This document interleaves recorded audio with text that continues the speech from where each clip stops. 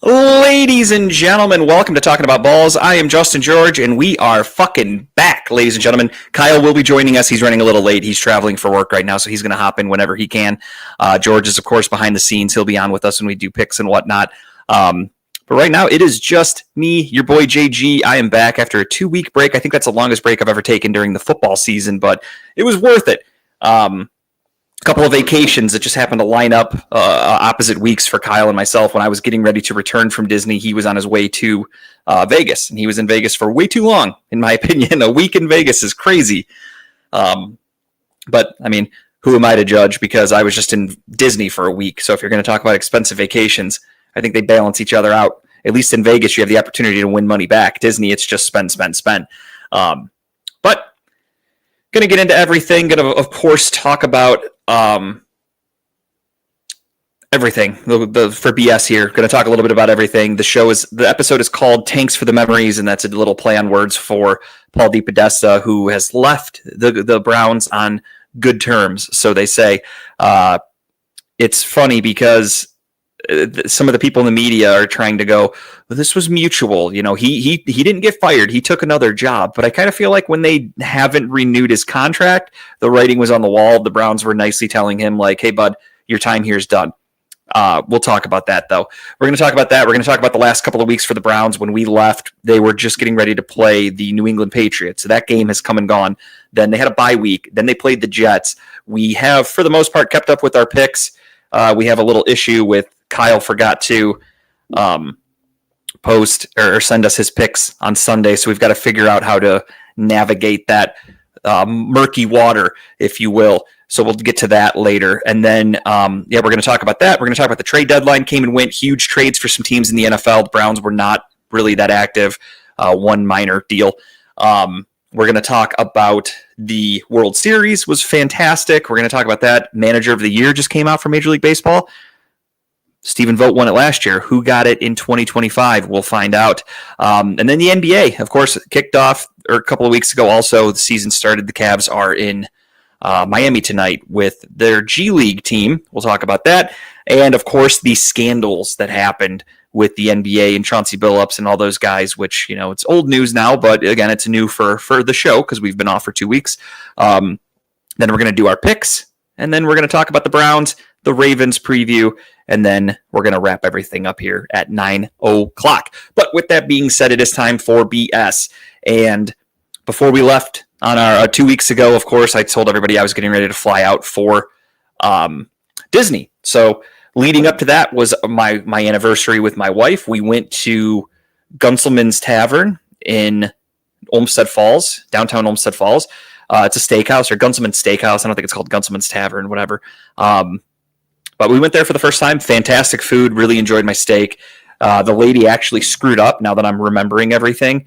And I ordered I don't remember, like an 8-ounce steak or whatever. I don't remember, like a pretty basic steak because I didn't want to spend a ton of money before we went on vacation. And I came out and I got my bill, and all of a sudden I'm like, excuse me, I did not order this steak. You charged me almost double. And she was like, oh my God, that's my mistake. You're completely right. So my mistake is your reward. And I got like a better steak from them. So that was pretty sweet. Kyle, what's going on, man? What's going on, buddy? Safe travels and everything? All good? Yeah, it's just been come back from vacation and you get slapped, literally. Yep. Not literally, but you get slapped. And it's been a week. I'm ready for the weekend. I'll just put it that way. Yes, getting there. 2 days away. It's soon. This week's gone by pretty quick, at least from my perspective. I'm not too mad about it. Just getting into BS here, really just starting off. I'm literally just on Saturday before I even left for Disney. So, Nice. yeah, I'll walk you through the whole trip. I had a fucking blast. Truthfully, Disney was more for me than it was for Teddy because she's so young, she probably won't remember it except for the pictures and videos that we have. But I was excited to go. I love Disney. I went a few times when I was a kid, but I was a kid. So, you know, you just kind of do what you're told in those situations. You don't really get to explore and, like, you know, you see as much as you can. And then I went a few years ago with my friends. We decided to do a Disney trip instead of going to the NFL draft. And truth be told, that changed me in all the best ways possible. I had an absolute blast at Disney, and it literally made me, like, really appreciate it more as how nice it is and how great they do everything. And they go above and beyond. And I was looking forward to going back. So as soon as we had Teddy, that was like the first thing I told Tara was like, I cannot wait to take her to Disney. And with her being 20 months old, almost 21, she's free. So she flies for free. She gets into the parks for free. When we did the character breakfast at Epcot, she was free. So we only had to pay for Tara and myself, which saved us a good amount of money. So it was really cool. And then, so I was looking forward to this trip for a long time. We had it all planned out. We wanted to go because we always take a trip for our anniversary. And we went down. We flew down Sunday night or Sunday during the day. Got there, immediately went to our Airbnb, and then we went right to Walmart, loaded up with groceries for the week because we had a full house, a 2-bedroom condo. So we went to Walmart, loaded up with food and everything and snacks. And of course, that was our plan for the week as well. That saves you a lot of money for those of you out there that have Disney in your plans. They do let you bring in food and stuff. So we saved a ton of money by literally just living off of peanut butter and jelly, and for Teddy, like grapes and cucumbers and lots of, hot dogs and buying stuff at the store. Had a great time though. Monday rolled around. We woke up. We went right to Hollywood Studios. It was hot as fuck. It was like 90 degrees, which doesn't sound that bad, but in the Florida humidity, it was 100%. So it was a real feel of like 110 degrees. And it was hot. I did bring these cooling towels that you wrap around your neck, you wet them and everything, and they helped. But at one point, because we had Teddy with us, she can't ride a lot of the stuff. So we'd have to go back and forth on what rides to ride. And Tara went on the Tower of Terror. And our thing was, okay, you go on. And then when you're done, I'll go on. I went in line and it was so fucking hot and there was no breeze. I've never sweat so much in my life. I was sweating out of places in my body I didn't even know I could sweat. Like my legs were sweating, my arms were dripping sweat. Just every inch of my body was soaked. It was so fucking hot and miserable. Fun fact though that we learned. So that was Monday. That was awesome. Again, Hollywood Studios is really cool. It has Tower of Terror. It has Toy Story Land. I got to ride the alien spinning saucers with Teddy because she's over 32 inches tall. We went to the Star Wars universe. We had some drinks at Olga's Cantina. And then at about 5:00, give or take, it started to rain. There was a huge storm that came through. So we left the park. We went back to our Airbnb and we hung out there, which was okay. We got to do pretty much everything we wanted at Hollywood Studios. But the one thing that I regret is we didn't know they do a thing called ride share or ride swap. I'm sorry. And what ride swap is if you have a kid, you go up to a worker that's standing at the ride and you say, we're doing a ride swap. They say, okay, who's waiting first? And whoever's waiting, they scan your ticket or your card, and the other person goes in line and rides and waits. And then as soon as they're done, you go up there, they scan your card, you go right through the lightning lane, you get to go right on the ride. Oh, that's awesome. We did not know that for day one. So day one, we missed out on a lot of rides because had I known that, we would have waited for other rides, but we didn't do it. So then Tuesday rolled around. We stayed at the Airbnb. We went to, there was a little town, not even a town, a little old school looking Crocker Park, if you will. It just has a bunch of shops and bars and restaurants and stuff. It's called Old Town. It was literally down the street from our Airbnb. So we went to Old Town. We went to the pool. We hung out at the place. We knew going with Teddy as a 2-year-old almost, every day at Disney is taxing. It's very tiring. So we were like, we'll do Disney, take a day off. Disney, take a day off. And then we had to do double Disney days just to round out the trip. So it worked out beautifully. Wednesday rolled around. We went to Epcot. That was the breakfast with the characters. So we got to get in early. The park doesn't technically open till 9. We were able to get in at 8 because of our breakfast reservations being at 8:30. Teddy loved it. She loved the food, loved all the characters. They loved her. They came back and around to her like a dozen times. We have a million pictures. She absolutely had a blast. And then that was the day that we discovered the ride swap. So we went on Guardians of the Galaxy. We were riding, I forgot what else is at Epcot, but we were doing the rider swap. Tron, we rode Tron there. That was really fun. Tron's at Magic Kingdom. Sorry. Either way, we rode a bunch of shit. We were doing the rider swap, and that was really fun. At Epcot, I did drink around the world. I had a little more than the 12 countries because there were a couple that Tara didn't like, so she gave them to me. The one thing that sucked, though, was we were in line to ride Ratatouille, and we were around the corner from being on. Like, I could see the carts coming in. Like, we were just about to get on, and they shut it down. And they're like, yeah, there's maintenance issue. It's going to be a while, so everybody has to leave the line. So we got kicked out after waiting for like an hour. It was annoying as fuck. And then that as soon as I walked out, that was one of the last countries I needed to get a drink from was France. And because they kicked everybody out of the Ratatouille line, the line for the drink was huge. So I was like, fuck it. I'm walking back over to Morocco and I'm getting another gin drink and I'll count it as my, an extra drink just because I'm not waiting in this fucking line. So I did accomplish, I had give or take 13 or 14 drinks out of the 12 countries because yeah, it was good. I think in India, it was India has a mango rum drink. I don't know what it is. They give you it's like a rum slushy or a mango slushy. Then they just dump a shot of rum on top of it. And I didn't mind it. Tara didn't like it, so she gave it to me. So I had 2 drinks there. I had a couple drinks in a couple countries. I had a couple extra beers. And so, I had give or take 13, 14 drinks out of the 12 countries. Had a great time. Well, you were feeling pretty good that day? I was feeling great. Ironically enough, it's so hot and you're walking so much and sweating a little bit that I was fine. I got us home. We went home. We watched TV, hung out. I wasn't wasted or anything like that. The one funny thing, though, is I was so fucking tired, I was turning off my watch because every night when I put my watch on my thing, I turn it off first. And apparently I didn't hit the power button well enough. So I just swiped it, and I didn't realize I swiped SOS emergency call. So I swipe, I put my watch down, and I lay down, and I close my eyes. And all of a sudden, a minute later, I feel like I dozed off instantly because all of a sudden I wake up to, hello, is anyone there? Is there an emergency? And I'm like, what the fuck? I wake up. And it's my watch talking to me. I called the Kissimmee Police Department and I grabbed my watch and I panicked because I was half asleep. So I just hit end call and I'm like, what the fuck was that? So then they called me back literally immediately and I answered and I'm like, hey, I'm really sorry. I'm like, I hit the wrong button on my watch. I did not mean to do that. And they're like, okay, so there's no emergency. I'm like, no. They're like, what's your name? I'm like, Justin George. Yeah, it was really nice. I mean, everything was synced up properly. They got a hold of me.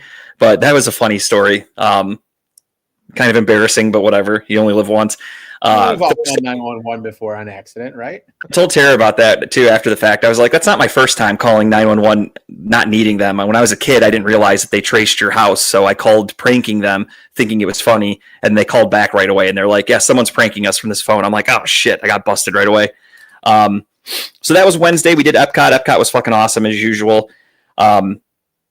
Thursday, we went to Disney Springs, which is the big shopping area right outside of the Disney parks. It's free to get into. They have stores and, restaurants and bars, and you can walk around and drink there. It's fun.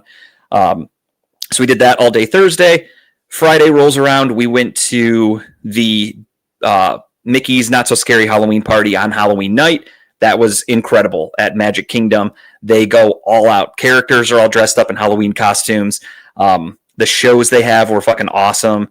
The lines weren't that bad because they kick everybody out from the park and you have to be a member of this party, like a certain ticket to stay. You have a wristband and they literally kick people out if they don't have it. So that was really cool, a really cool experience. We got to take Teddy on Haunted Mansion. We rode a bunch of stuff. Teddy got a second wind, so we tried to put her to bed at normal bedtime. She fell asleep in her stroller, and then we were watching one of the shows and she woke up and we were like, fuck it, if she's not crying, we're fine with it. So she stayed up with us till midnight. She had a great time. She met Stitch. She met Pooh, Piglet, Eeyore, Tigger. She rode the Winnie the Pooh ride multiple times. She loved it. We rode the Peter Pan ride. She got to meet Peter Pan and Wendy. We rode It's a Small World. She fucking loved it. She was clapping and singing. We rode a bunch of rides. I forgot all of them off the top of my head. I mean, we rode a ton, as much as we could. The shows, again, were excellent. They did a Hocus Pocus show with Oogie Boogie, and the way they do the lights on the castle is just incredible. So that was a really, really cool experience. I'm glad we got to do that. Then we went back to the Airbnb, went to bed, woke up first thing Saturday morning, went right to the Animal Kingdom because we had tickets for the day. And same thing, Animal Kingdom, just hung out, saw everything that we could, stayed there till the park closed, and rode a bunch of roller coasters and stuff there too. And then we went to bed, got up, went to Universal City Walk on Sunday morning to kill some time before the airport. That's just like Disney Springs, but for Universal. And then we flew home Sunday night. And then I came home to Cleveland, where it's been cold and rainy and snowy. And my yard, my yard, it is covered in leaves. So I have just been doing leaves and yard work and taking down Halloween decorations and everything for the last week. So that's been my life. But been a good time. Had fun. I was telling George before the show started last Saturday, Tara went to a concert with her friend Lorene. and her cousin and the three of them, they got a hotel together. This was like a planned event that all three of them had for a long time. They wanted to go to a concert, stay at the arcade, and then they'd come home Sunday. So I was home alone with Teddy, and I'm thinking like, this is going to be sick. Like I get to know Tara, like I could just watch whatever I want, stay up late. I ended up passing out at like midnight. I was so tired. And then so I'm thinking like, okay, cool. Teddy sleeps till like 8 o'clock most mornings. So I'm like, hell yeah, I get to sleep in a little bit. That little asshole woke up at 6 o'clock. So I had to get up and get her, and we were up for the day. And that was my weekend. Oh, wow. And then just back to work, did nothing special. Went to Market District in Strongsville on Monday night of this week. They're off till January, but they do a Monday night music bingo where they play a song. You have to guess the title, and like if it's on your card, you write it down. So we went there for their music bingo night on Monday night, which was a good time. And then that's pretty much it. Here I am, and I'm sure you're going to have some stories to tell from your trip in Vegas. I don't want to take up too much. I'll make it the short version, but it's, we had fun. I will first off start by saying, and I told you this. Keep going. I'll be right back. Yeah, 6 days in Vegas, way too long. Can't wait to hear what you remember, Kyle. Yeah, I don't remember much, Jess. I know. We flew in on Halloween, and I think going to Halloween in Vegas for the first time was probably the best thing ever. We've never been. We've always wanted to experience it, and it did not disappoint. I know we flew in. We got in around 6:30, 7 o'clock local time. So we had enough time to get out of the airport, which was smooth. We got over to the Luxor, probably a 20-minute drive from the airport, which is nothing. We got into the Luxor, and we got upstairs, checked in. I think it took us it took me 10 minutes to put my outfit together. It took, I think, Jess maybe 30 minutes to put her outfit together. And we hit the streets. We walked downstairs. We first walked around downstairs, and we got some compliments because I wore like the King Tut thing, and Jess wore like Cleopatra. And being in the Luxor, people were like, "Oh, it's an on-point outfit." And you're like, "Yeah, it's great." We walked around at the time. People probably from Luxor. Right? They probably thought we worked there. Like, teach me how to get to this area. They're like, hey, can we take a picture with you? Are you part of the staff? Can we get a drink? Right.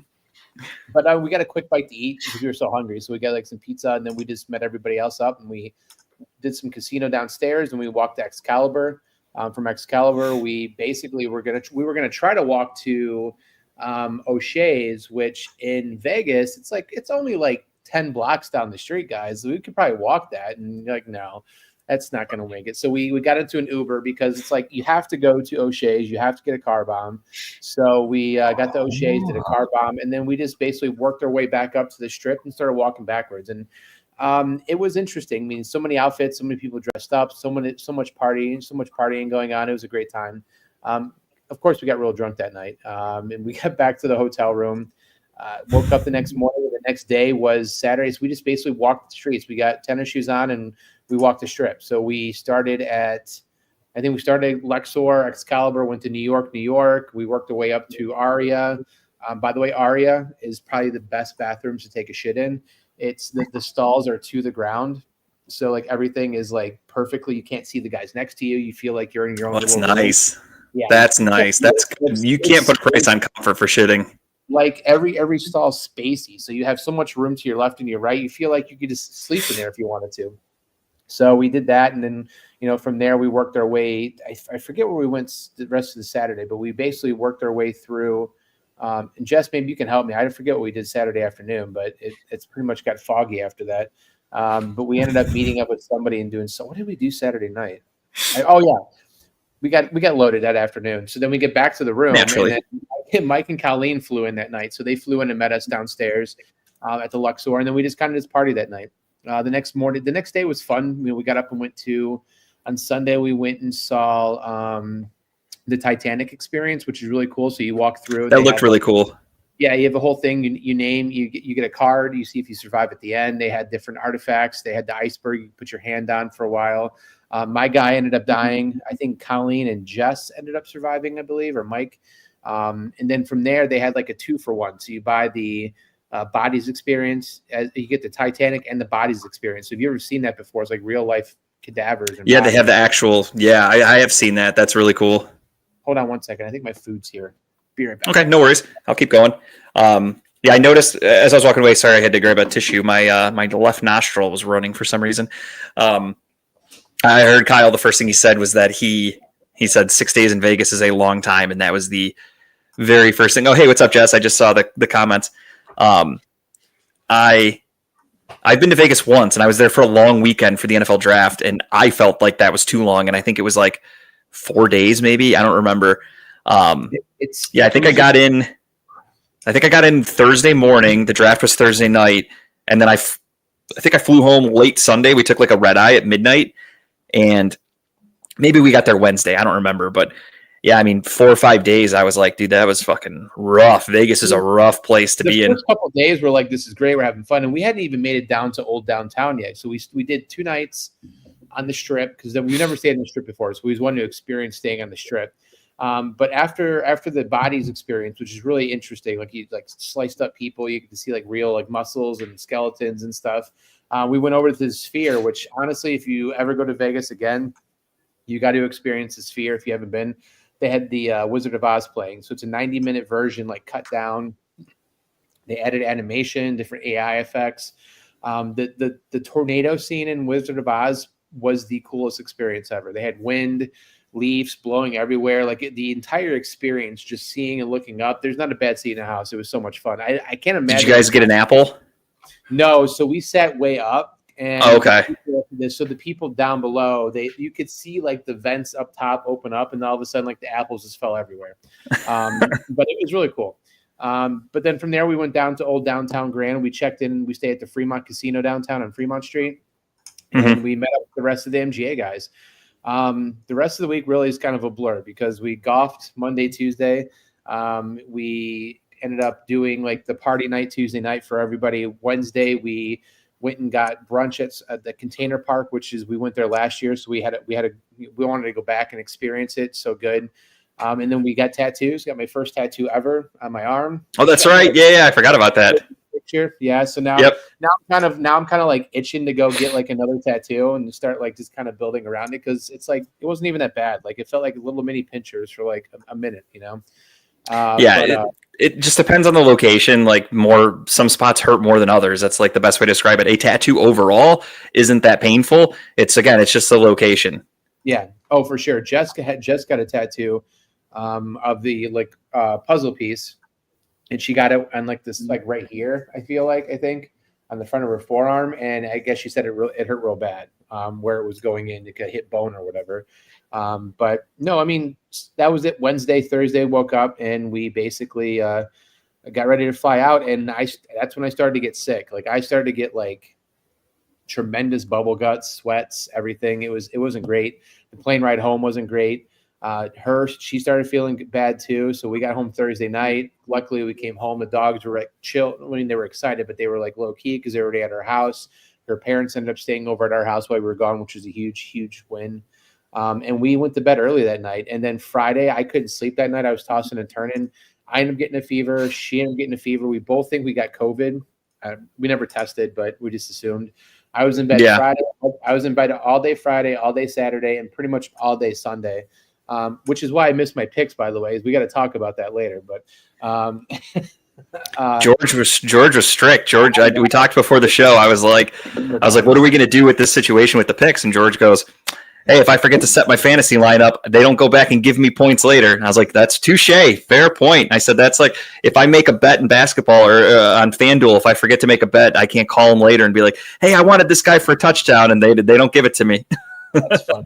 That's funny. Anyway, basically fast forward Sunday, took a lot of medicine, woke up Monday, and I worked pretty much a 12-hour day Monday. I mean, I had to catch up on so much stuff, and now we're here fast forward to Wednesday. So it's been short and sweet version, but I had a great time. I don't think we're going to go back next year, though. I think we talked about it, and we love going to Vegas, but I think next year we're going to actually potentially go somewhere like beachy, pick a place down south and go to for a week in November.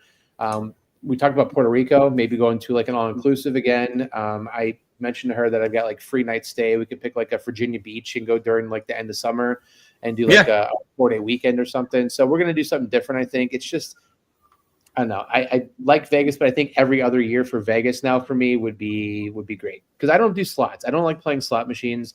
I don't really play. I didn't play much table games, so for me it was just alcohol. Right? I was just drinking alcohol and hanging out with friends. And if you could do that anywhere and not have to pay $12 for a beer, even maybe more. Like Vegas is expensive. I ended up drinking Sun Cruisers all week, and I switched to Sun Cruisers. Yeah.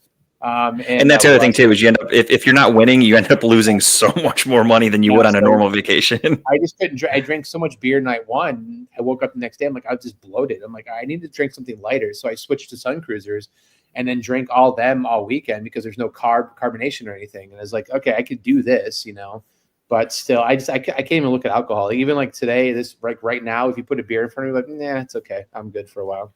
So I feel like I saw a picture of Robert and Jory over a pile of puke. Was that from you guys, or was that just a random pile of puke that they posted on Facebook?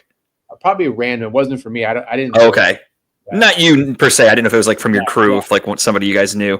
I don't know. Maybe someone did. I mean, I think Robert did throw up on the street. No, actually, Robert did throw up. Robert's in. It might have been Robert then. Throw up and keep walking type person. So that sounds about right. But it was Robert. It was Robert's. Okay. I just saw the picture on Facebook and I wanted to ask you about it when we started. That's definitely Robert's. But no, that's it. So now we're back to normal life and it's cold as hell right now. And Jess is actually. It's going to be 60 this weekend. It's warming up. So that's where we're going to take down our Halloween. We took down some of our Halloween decorations the other day. We have 2 more standing, our big witch and our second biggest witch. So we're going to take them down on Saturday, and then we're going to put up Christmas decorations because it's supposed to be nice. That way it's done, it's over with, and we don't have to worry about nothing to worry about. But yeah, so that's it. We're back to normal, and now back to normal life. So there you go. That's it. All right. Well, that was our last 2 weeks, and we are now going to get into, hopefully George is ready because he is, shout out to George. He's been up against it time-wise today, so he's been working on the fly as we do the show here. And we are going to get into the last couple of weeks for the Cleveland Browns that have happened. 2 losses and a bye week. Again, as I mentioned before the show, as the show is starting, this episode is called Tanks for the Memories, and that is a nod to Paul DePodesta because the Browns are tanking, and he is no longer going to be a part of the organization. So it's Thanks for the Memories with a little bit of a play on words. So for those of you that don't know the show and us, I have hated Paul DePodesta for a long time. Now, there are people out there that will defend him for whatever reason, and that will tell you, oh, you don't even know what he actually does and blah, blah, blah. All I know is that since he has been the chief, knows what he does. And that's the problem. He has been the chief operating officer for 10 years, and we have been horrific for the most part, except for, one good year, the Baker playoff year in 2020, the COVID year, and then the playoff season in 2023 with the half Deshaun Watson, PJ Walker, Joe Flacco season. So aside from those 2 years in playoff appearances, we have been really bad. One of the worst teams in football. And the funniest thing about it was on Sunday when we lost to the New York Jets. That was Paul DePodesta's 100th career loss as the Browns chief operating officer. So only fitting that he got to get his 100th loss in his time in Cleveland. So the Browns, they lost, of course. Truth be told, the Patriots game was ugly from the start. That was just a game they got their asses kicked. The Patriots are the real deal, so not much you can do there. But then you get into the Jets game, and there are still fans that are, I get it, there's a Shador fan base and a Cleveland fan base. They are 2 separate things. They are not the same. There are people out there that want Dillon Gabriel benched for Shador as if Dillon Gabriel was the reason the Browns lost on Sunday. They're ignoring the fact that the Browns gave up 2 special teams touchdowns, a punt return and a kick return. That is almost unheard of, but the Browns managed to do it. Dillon Gabriel didn't put up stellar numbers, but he threw for 160 yards or whatever. He threw for 2 touchdowns. He threw 0 interceptions.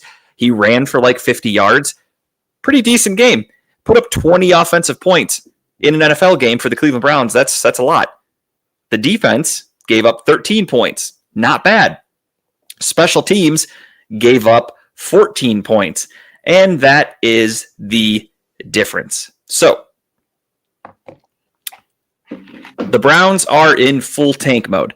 I have said it from the offseason. I have told people, you could just tell when they didn't really take the quarterback position seriously. And then in the offseason, when Jimmy Haslam came out and said that they took a huge swing and a miss on Deshaun Watson, that was his way of telling everybody, we know we fucked up. We're going to reset and we're going to rebuild. It's exactly what they're doing. Fans are pissed. I don't understand it. So why not just throw Sanders in then?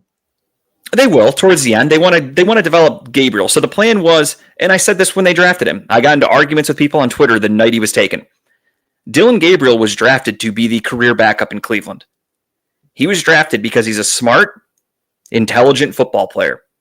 He is probably going to be a coach one day.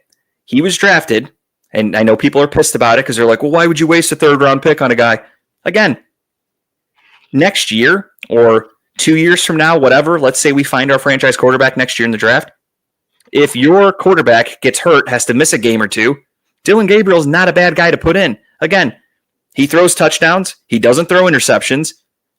That's all you can really ask for from a backup quarterback. So Dillon Gabriel was drafted to be the backup. They are essentially trial by fire for Dillon Gabriel to get NFL experience. So this way next year and years moving forward, he's just sitting on the bench. He's going to tell that rookie quarterback what he can see, what he knows as an NFL starter. He's going to do everything that he can to work with him and be a mentor. Shedeur will get his time. I'm sure Shedeur will get in probably the last month of the season or so. He'll get some game time, and they'll go from there. Maybe he'll be the third string on the team next year. Maybe he'll get cut. Maybe he'll get traded. I don't know, because Deshaun Watson will technically still be on the roster next year. So they're going to have to figure that quarterback situation out. But that's a conversation for another day. But the Dillon Gabriel thing, he was drafted to be the career backup. And I think he's proven that he is a pretty decent backup quarterback. If you look around the league, if you had to throw in a backup, I'm comfortable with a guy who can go in and throw for 150 to 200 yards, 2 touchdowns, no interceptions. I'll take that all day for a backup. All fucking day. So the people that want Dillon Gabriel benched, just be patient. Shedeur's time will come. He'll get on the field. And we'll see how he plays. I'm not holding my breath. I'm not expecting anything. I didn't like Sanders leading into the draft. I don't think he got better this season. I have no reason to believe he's going to be a better quarterback. So, I would like to get him in there and just get some meaningful games, right? And I don't want him playing towards the end of the year where you're playing teams potentially who are benching player. I want to see him get some meaningful reps. So because like you're saying, we're tanking. Cool. I agree with you.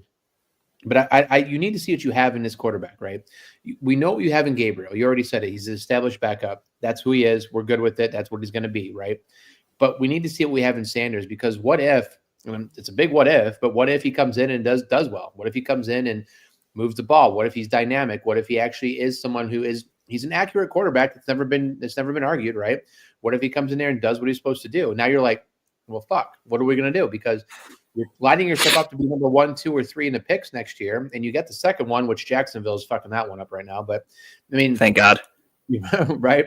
So you're going to be in a position to draft a quarterback again. So, but what if Sanders does well? Now you pivot. Now you go to offensive lineman, or do you go to number 1 wide receiver?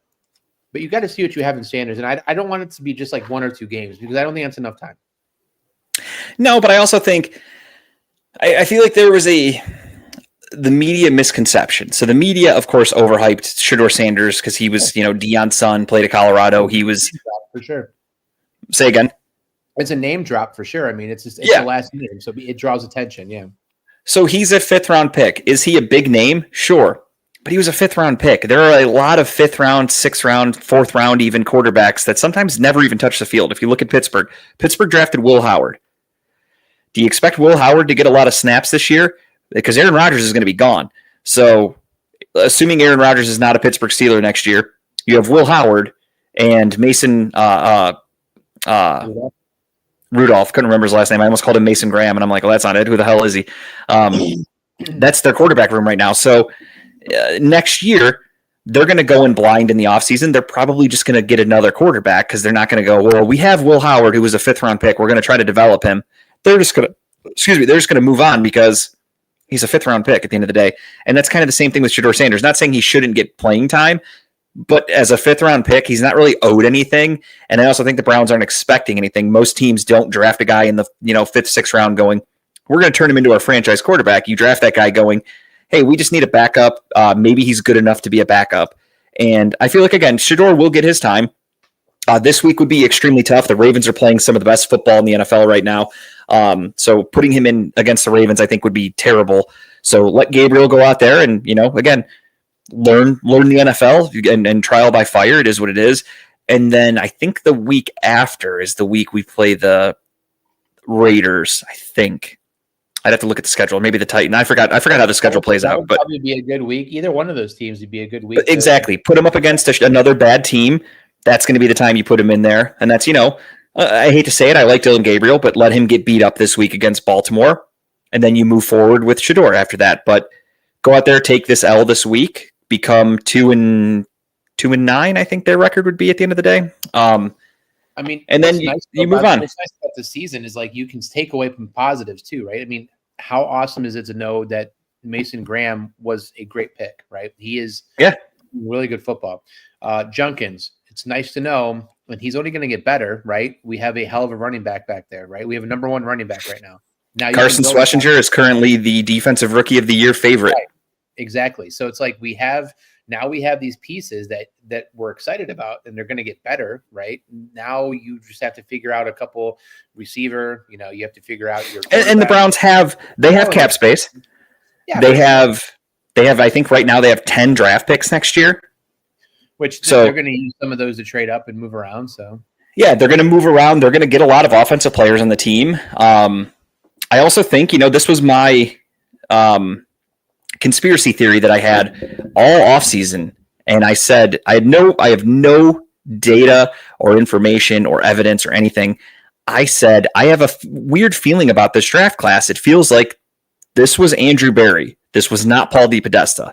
Paul DePodesta, everyone believes, me included, that he was a huge voice within the organization. He told them, go get Deshaun Watson. Which, again, I'm not knocking him for that. That was a swing and a miss. I agree with Jimmy Haslam 100%. I wanted that trade to happen as well, so I'm cool with that trade. You can vouch. I was probably the first person to mention Deshaun Watson with the Cleveland Browns. The second I heard he wanted traded, I said, go get that guy. It was like a year or two prior to that. It was like right when we first started doing the whole podcast. Right? Exactly. I wanted Deshaun Watson because I'm like, this dude doesn't want to be in Houston anymore. Go get him. He is a better quarterback than Baker Mayfield, and had they got him at that time, maybe things would have been better, but they had to wait 2 years, and we know how the story ended. But again, you take chances. I'll never be mad at my team for trying to win, and there's people out there that hate Jimmy Haslam for that trade, and it's like you have an owner who opened up his checkbook for $230 million, albeit it was a bad decision in hindsight, but he opened it up and said, I want to give this city a championship so fucking bad. Here is a guaranteed contract. Come quarterback my team and let's win. And it backfired, but he tried. I will never be mad at him for that. Same way I won't be mad at Paul DePodesta. But when I look at our draft classes over the years with Andrew Berry, they've been pretty bad. I think we can all agree on that. More poor picks than good picks, for sure. And then this year, all of a sudden, he kind of went away from what we had seen because you can kind of sense trends. And I follow a lot of people that are analytically driven people on social media, and they do the research, which is great. I don't have to do it.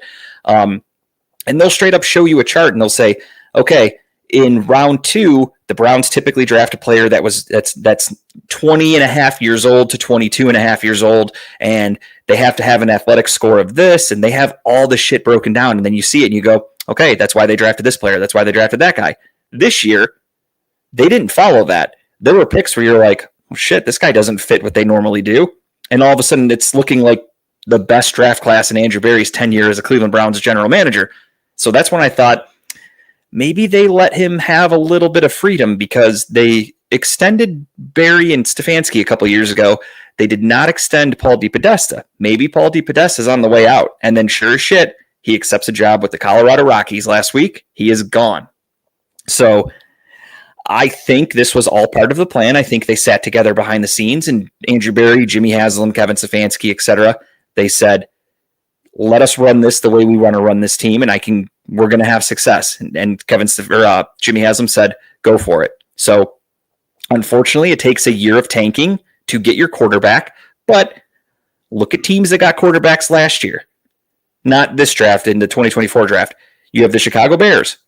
They are now winning football games. They have a pretty good offense. Their defense stinks, but their offense is pretty good. Number 2 overall pick, Jaden Daniels. He led his team to the NFC Championship last year. He's been hurt this year, but Washington's a good team, and he's a good quarterback. Pick number 3, Drake May. Franchise quarterback. He is literally the I think he's the favorite for MVP right now. He's playing so fucking well. Then you have Bo Nix. Bo Nix was taken by the Denver Broncos. Denver Broncos are like 7-2 or some shit. They're really fucking good. Bo Nix isn't even that good of a quarterback, but they're winning football. So the Browns just need to get that franchise quarterback, and that's what they're aiming for next year. So I am fully in with the tank. Get me my quarterback, and let's roll. So it is going to unfortunately take 1 season of sucking. Well, 2 technically if you look at last year, but last year they went into the season expecting to be good. Deshaun Watson was just terrible again before he tore his Achilles. But they went into last season trying to compete. Breaking news. So No, Cy Young's announced. Want to guess? Don't even look at your phone. Nope, I'm not checking it. Let's go to Eric Skubal for the American League. I think that's a lock. 1 for 1 so far. 1 for 2 so far. And then who is the best pitcher in the National League? I'm drawing a blank for some reason.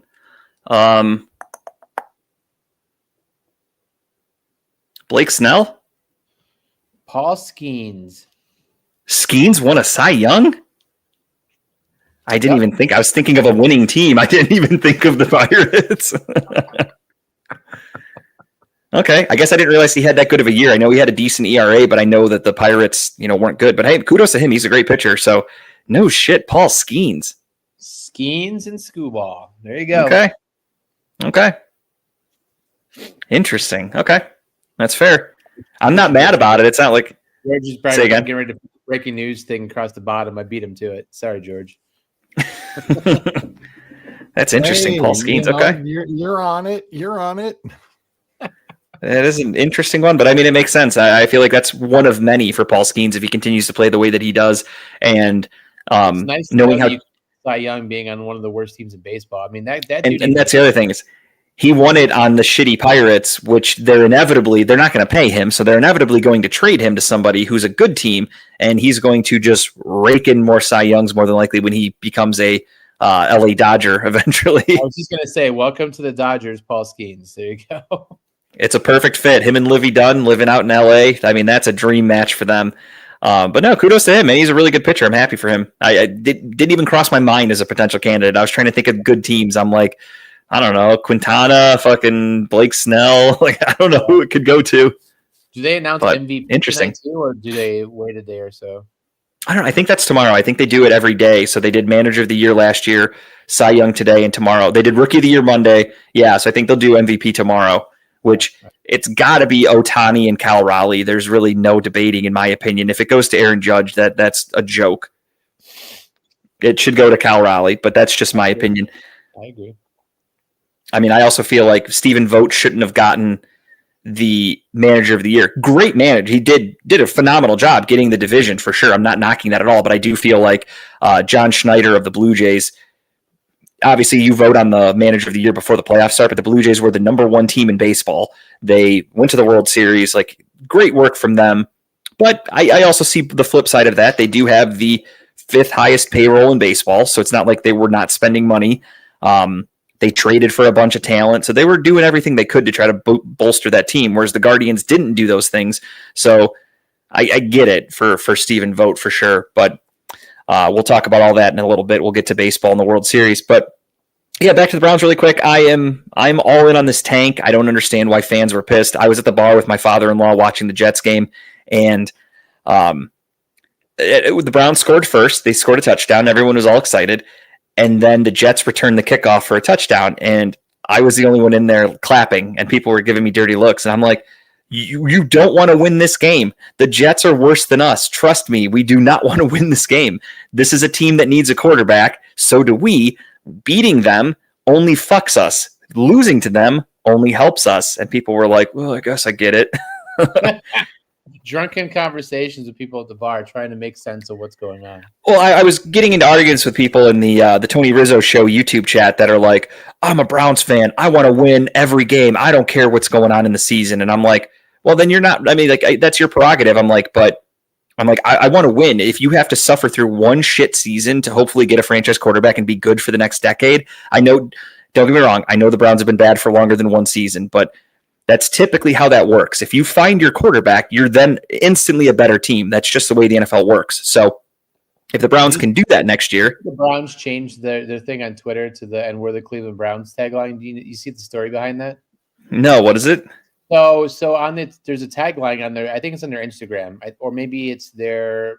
I forget where it's at, but it says "and we're the Cleveland Browns." So there's a guy that's on TikTok, and every week after a Browns game, it's basically just him saying, "and we're the Cleveland Browns." Like it's like a skit, but it's basically them making fun of how big of a moron the Cleveland Browns are, right? So like the game between the Jets and the Browns, it's like, and we're the Cleveland Browns, we punt, interception, punt, run back. It's just, you got to look it up on TikTok if you get a chance.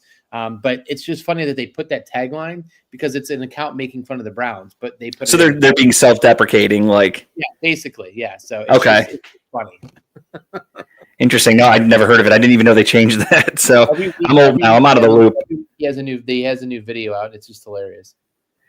I'll check that out. I never even heard of it. I'll find one. But yeah, like I look at it like I know New England last year was not that they would have taken Cam Ward because they had the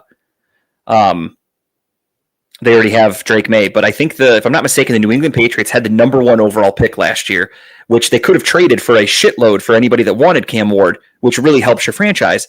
They ended up winning a meaningless game in Week 18 because that's what bad organizations do, and it cost them the number 1 overall pick. And again, from the Browns' perspective, if you go fast forward to April when it's draft weekend, you're going to look at the draft lineup and go, okay, I'm glad we have the number 2 pick or the number 1 overall pick instead of, oh, cool, we have the 6th overall pick because we got to beat the Jets in November in that meaningless fucking game, and then we lose out on Francisco Mendoza or Fernando Mendoza or whoever, Dante Moore, whoever your favorite quarterback is. You're going to lose out on a really good player or two or a few if your draft stock drops because you won a meaningless fucking game. And that's what I try to tell these people. Like, it's not worth it. It's literally ruined franchises. There are teams that have, even the Jets, for instance, I forgot which year it was, but there was a couple years ago where the Jets had like a top 5 draft pick, and they were sitting in a quarterback heavy class that was going to turn their franchise around. What did they do? They won a meaningless game at the end of the season, and it bumped them out to like 8 or 10 or something like that. And they had to get like an offensive lineman or something. Like, it fucked their season or their off season up because they got a meaningless win. So from my perspective, I think the Barry-Stefanski tandem should not be going anywhere. I think that this team is in the right direction, assuming you just give Kevin Stefanski his franchise quarterback. I agree with Dan Orlovsky, who's been defending him a lot, and people are like, how do you defend him? He's terrible. The Browns suck. They're, look at their record over the last 2 seasons, blah, blah, blah, blah, blah. And then Dan Orlovsky's like, look at who he's fucking worked with. He has worked with Jacoby Brissett, PJ Walker, Dorian Thompson-Robinson, Snoop Huntley. Like, he went through a list of these horrible quarterbacks that Stefanski's had. And he's like, and he's been to the playoffs twice with that team. And people were like, well, look at he's won 3 games last year. Like, they bring up old shit. But Dan Orlovsky's like, no, he's actually a really good coach. And I completely, me, I love Kevin Stefanski. I think he's a great coach. So I am all for, now that Depot is gone, let Barry and Stefanski run another offseason. And if next year, just like the Titans did with Brian Callahan, I'm sorry, he got his rookie quarterback. They were still terrible. They did not respect him as a coach. You fire the coach. Done deal. Let that happen in Cleveland. If you get your franchise quarterback next year and we come out next season and we suck, go ahead, get rid of him. Give him the opportunity to have a quarterback, though. We had to go through 3 seasons with no first-round picks because of the Deshaun Watson trade. This year, finally get a first-round pick. Quarterback class is ass. So we take Mason Graham. Good pick. I'm okay with that. Shout out to, Travis Hunter, who the Browns punted on, and fans were pissed. I'll never root for a player to get injured, but he is now out for the season, trying to play multiple positions. I always said only a matter of time before you get hurt. LCL surgery, done for the year. So That's life in the NFL. I'm glad the Browns didn't reach on a quarterback. I'm glad the Browns didn't reach on an average wide receiver like Travis Hunter, who, again, good athletic player, doesn't excel in any specific thing. He's not super fast. He's not super tall. He doesn't have superb hands. He is an average wide receiver, and he went number 2. I don't get it. But not my team, not my problem.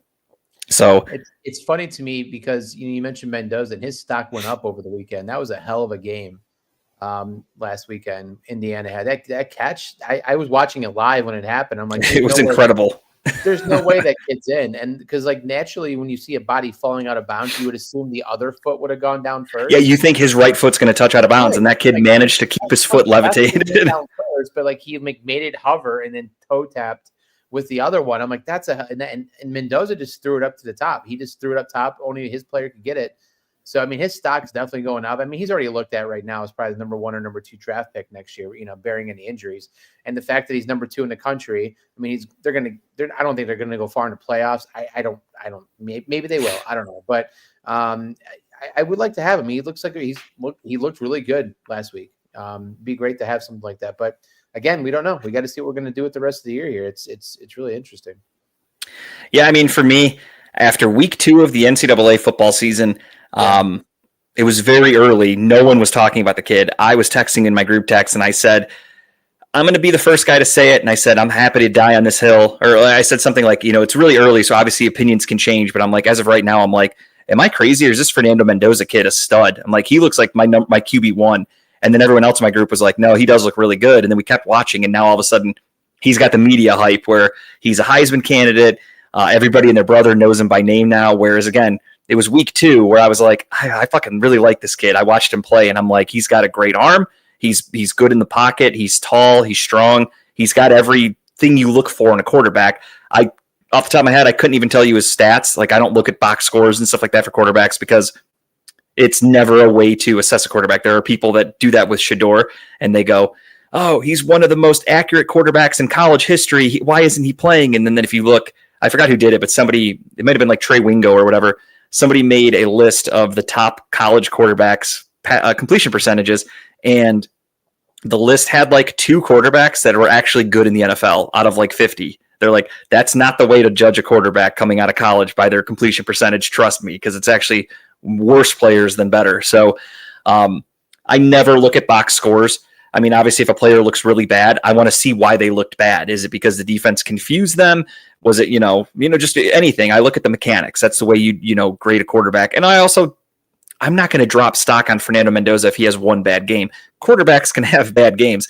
Off the top of your head, go back and look at some of the greatest quarterbacks of all time: Patrick Mahomes, Aaron Rodgers, just guys we watch now. These guys didn't win championships in college. Their teams were good, not great. Like they weren't out there like lighting the world on fire. They were just good quarterbacks, and you could see their mechanics and go, I like this kid, and then you work with them. So that's what I do when I scout a quarterback is don't look at the stats. Don't look at their team record, things like that. There's many reasons why teams lose. If they have a shitty defense, a quarterback might have a horrible record, but the guy's really good. I mean, Ben Roethlisberger went to Miami of Ohio for fuck's sake, and I couldn't even tell you the record that year, but I'm guessing whatever he did helped them win a couple games. So Fernando Mendoza is the same thing, and you got an Indiana kid or a kid playing at Indiana, 6'5", I think, 6'4", give or take, strong arm. What's up? Said he's tall. I mean, he's got the mechanics. He's got the he's an NFL quarterback that you look for. Yeah. I mean, he's built like an NFL quarterback. Yeah, I mean, he's got that. I mean, I didn't like the crying in the sideline after the game, but that's neither here nor there. But he's very religious. That's one thing that I'm like, whatever, to each their own. But he's super religious. Good teammate though. That's good. I mean, that's things you look for, right? But yeah, no. I mean, watching him play that game on that day, I was like, because I had Indiana in one of like a small parlay, and I almost did, and I'm like, whoa. I said I almost did the same thing, and then after the fact, I didn't have time to bet, and I was thinking about it. I'm like, man, I'd have been fucking sweating this one.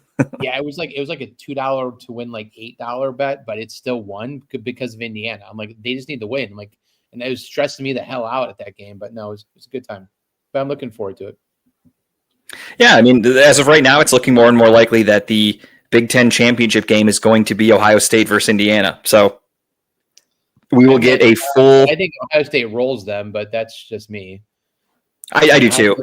Yeah, Ohio State is the best defense in the country. I mean, I don't think that they're gonna. I mean, that's gonna be the one thing that's gonna suck, though, right? Because he's gonna be exposed a little bit. But maybe he doesn't. Maybe he comes out and just plays smart football. They still lose, but he doesn't make mistakes. That would be again for me. I look at it. I'm treating that game. I know it's considered it's a real game stat wise and like record wise for the playoffs and all that shit for college. But I'm going to look at that game basically as like an exhibition game. I want to see just how does he play against arguably the best defense in college.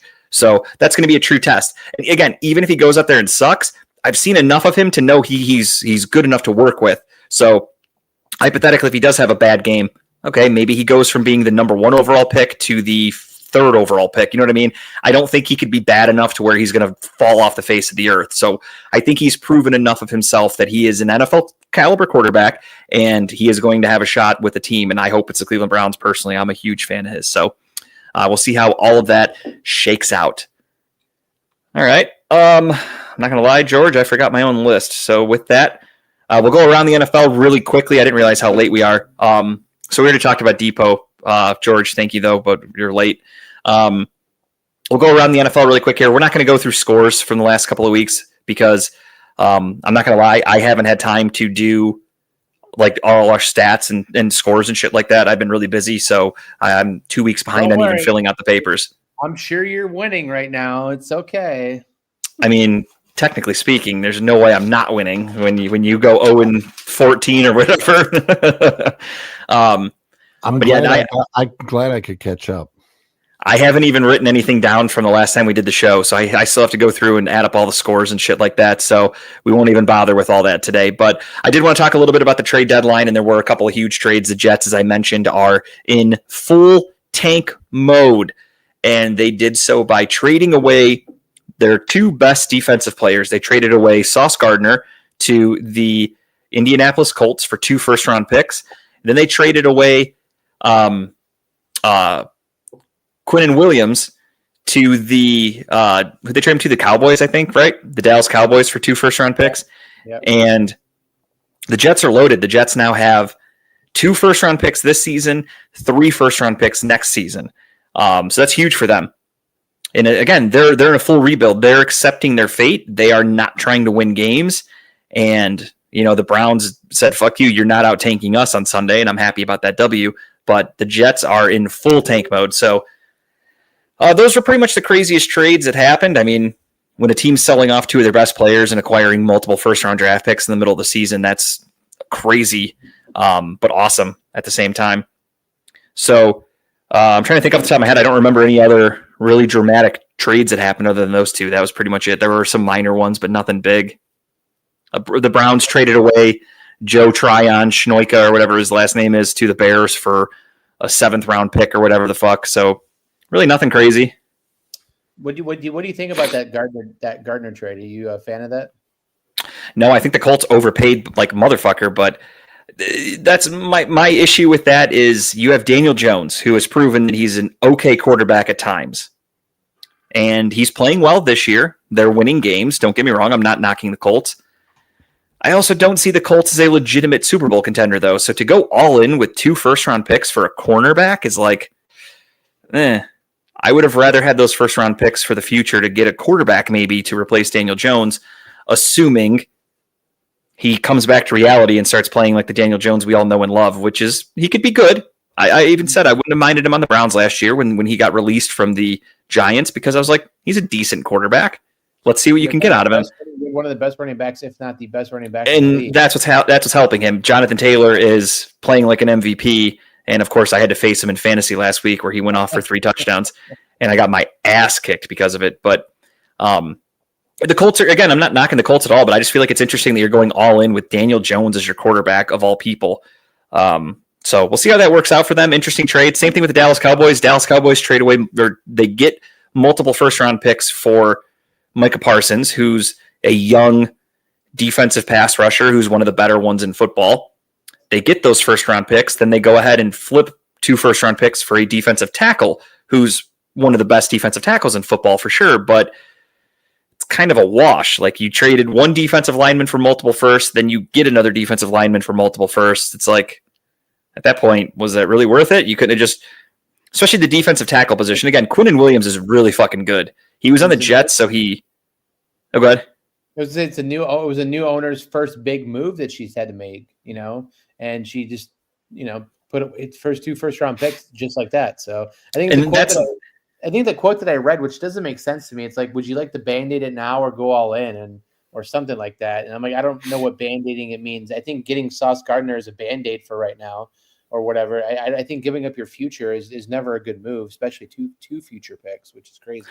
And again, for a non-premium position like cornerback, cornerback's an important position for sure. But, go back and look at some of the teams that win the Super Bowl. Off the top of your head, you probably can't even you can't even name their cornerbacks. Maybe, L'Jarius Sneed was a good corner for the Colts or for the Chiefs a couple of years ago, but they let him go in free agency because they're like, we're not paying you. And then they went back to the Super Bowl without him. So it's an important position, but it's not an end-all be-all position.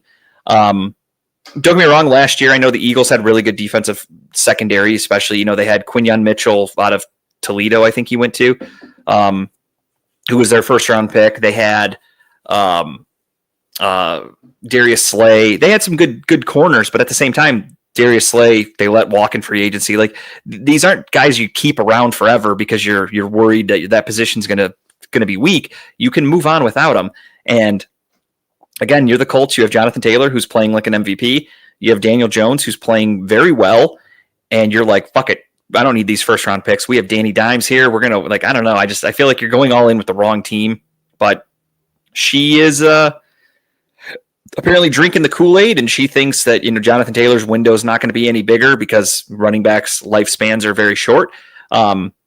He's definitely had his share of injury history in the past, so they're going for it, and that'll help them on the defensive side a little bit. But I also still I don't view them as an actual contender. And then you go on the flip side, as I was talking about Quinnen Williams, the defensive tackle, who's a stud. Don't get me wrong. Again, he was overshadowed by being in New York. Nobody knew who he was really. Like. He wasn't a household name to some. I'm very familiar with him because I have friends that are Jets fans. Hell of a player. Does he put the Cowboys over the top? No, I don't get that move at all. Trading multiple first-round picks for a defensive tackle. Again, you had Micah Parsons, who you said, I'm not paying you. Go somewhere else, and then I'm going to get draft picks. Okay, smart move. Use those draft picks to get some players. Not so fast. We're going to use those draft picks on another defensive tackle who's making a ton of money. What the fuck, Jerry? So that's the Cowboys for you. We'll see how that helps them or hurts them. I don't think they're a contender to even. They're not going to win their division. I don't think. That's the Eagles to lose. But the Cowboys just make another questionable move. The Cowboys are 3-5. I think they're pretty much out of it right now. So there's and they're so not. They make a move for. They're going to an 8-game win streak right now, so it doesn't matter. I want to say Quinnen Williams was drafted in 2018, maybe. So he's not like a spring chicken. He's like in his mid to upper 20s, which for football is old. And you just traded 2 first-round picks for him. Whereas Sauce Gardner's at least I think Sauce Gardner's 23 or 24. He's still pretty young. So interesting trades over the weekend or over the week, but we'll see how they help out. Sauce Gardner played decently well against the Falcons. They did win with that late touchdown from Jonathan Taylor. So we'll see how that helps him. And we'll go from there. But that was pretty much it for the trade deadline. Those were the huge blockbuster moves. The Jets, full rebuild. Can't knock them. The Browns didn't really have a whole lot to get rid of. You're not getting first-round picks for any players on our roster other than Myles Garrett for the most part. And the Browns, he's basically untradeable. So any fan out there that was like, you got to get rid of Njoku, you got to get rid of Ford, you got to get rid of Teller, you got to get rid of Betonia, they're not doing that because most of those guys will sign somewhere else in free agency and you'll get a compensatory draft pick that's probably going to be worth more than the trade deadline. Do you want a 6th-round pick for David Njoku today, or do you let him go sign with the fucking Eagles next year or whatever, and you get a 4th-round pick for him? You know what I mean? I'm happy to wait for a compensatory draft pick. So I'm okay with the Browns not making any moves. There was nothing that was going to really take them over the top in terms of draft picks, so not a big deal. We did speak a little bit about baseball a minute ago with the breaking news of Paul Skeens that came down, and the World Series was one of the best World Series I have ever seen. I loved that Game 7.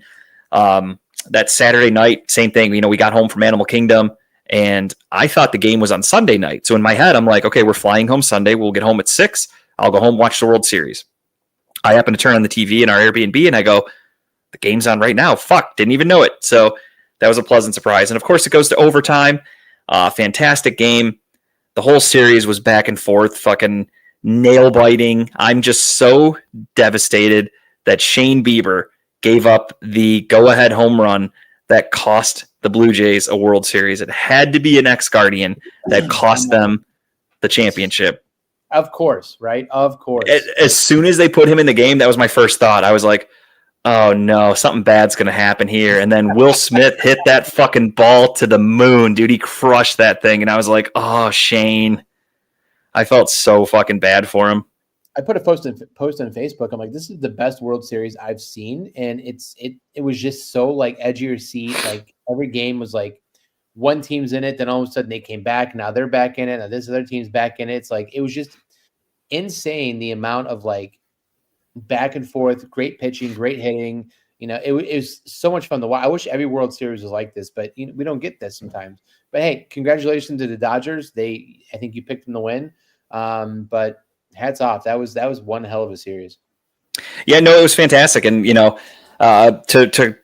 go off what you said, I agree. That was one of the best World Series I've ever seen. I understand maybe I'm a little biased because it was the Guardians or the Indians at the time, but the 2016 World Series also was just, if you take fandom out of it, that game was epic. That rain delay, the heroics at the end, just an incredible series. That entire series was fantastic. So if you can, again, take a step back as an Indians fan and just look at it overall, that one in this World Series, 2016, 2025, what do you think? 2025, only because I like the outcome better. Okay, fair enough. But yeah, no, honestly, that was a fantastic series. Some of the best baseball I ever saw. Really cool to see some of these guys. I'm a huge Ohtani fan. I think Ohtani is the best baseball player that has ever touched a baseball field. And seeing him get another championship is awesome. Should be getting another MVP tomorrow. Clayton Kershaw retiring. He got a championship on his way out. That's awesome for him. I wouldn't have been mad about the Blue Jays winning. I know I said that before the series started because the Blue Jays had so many ex-Guardians on the team. Would not have been upset to see them win either. I was pretty neutral on this series. The other funny thing were the people that are just ignorant to baseball, and they bitched about the Dodgers, and they're like, fuck the Dodgers, I don't want them to win. These guys are buying championships. Look at their payroll, blah, blah, blah. And then if you actually looked at the list, the Blue Jays are 5th in payroll. So it's not like there's some fucking cheap team that's like, God, the underdogs. Like they spent a ton of money to try to win a championship. But that's what happens when you have a guy like Mark Shapiro who's really good at baseball stuff and has an owner who's willing to spend money.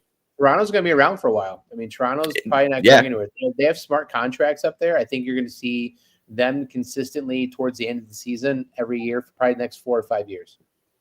Yeah, as long as they can keep that crew together, if everyone plays in a decent, if everyone can play consistently, they have a few weak spots. Like Bo Bichette, I think, is about to be a free agent. We'll see if they keep him.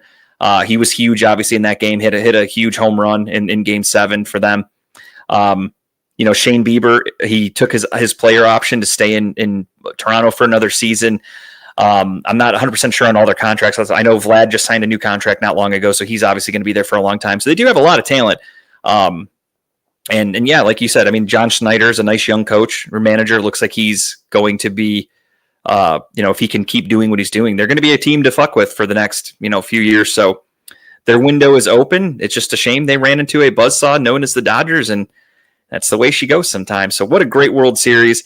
And we were talking about the Guardians a minute. We were talking about Paul Skeens winning and Cy Young.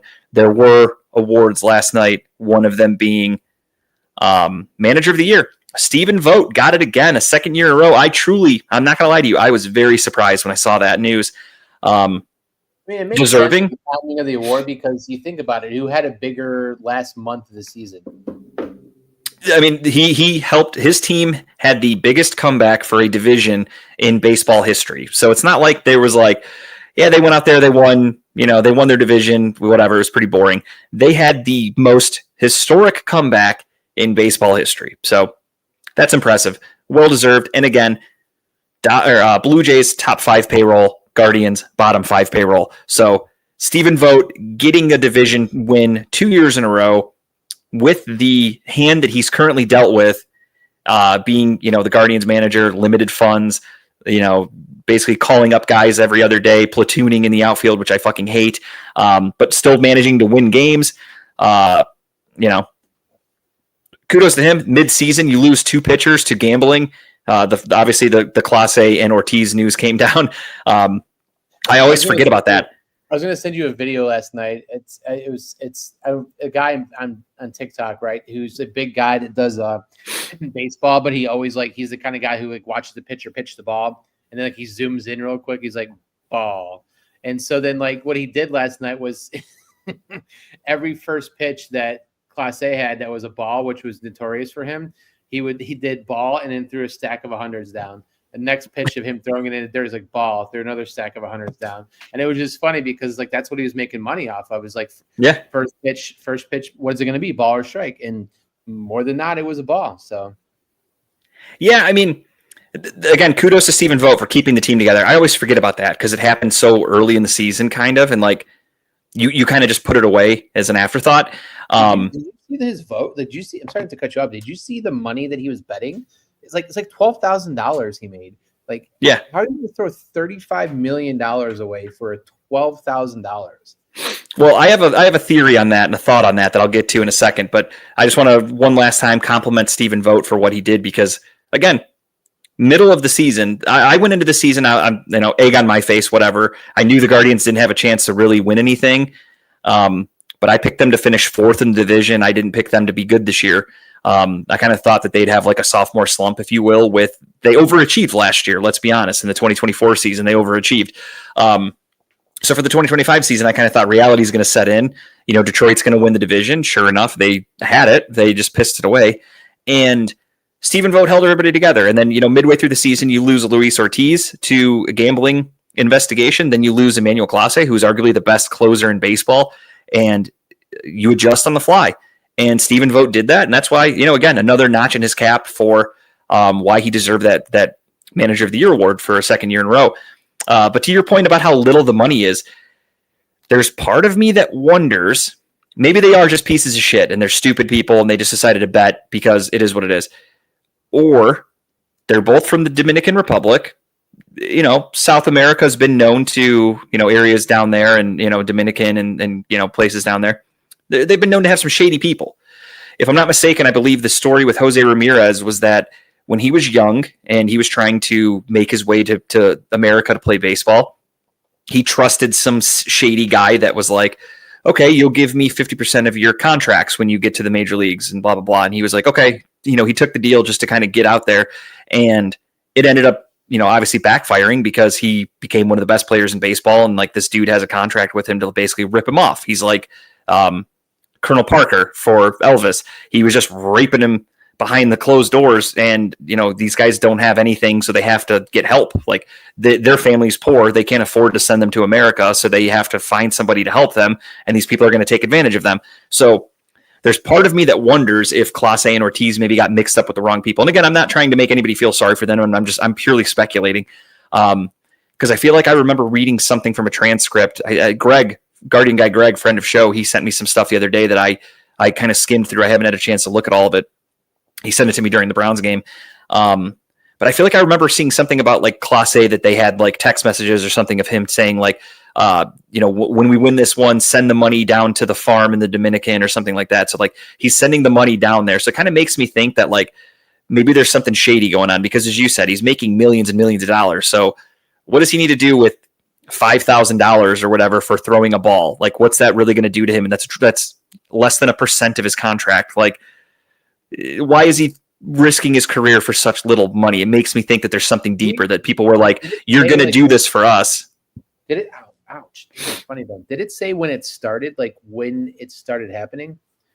I think they said he had that one amazing year for us. And then it was last year. He was literally a Cy Young candidate last year. He was so fucking good. Then we went to the playoffs and then we went against even the Tigers. He was blowing games against the Tigers.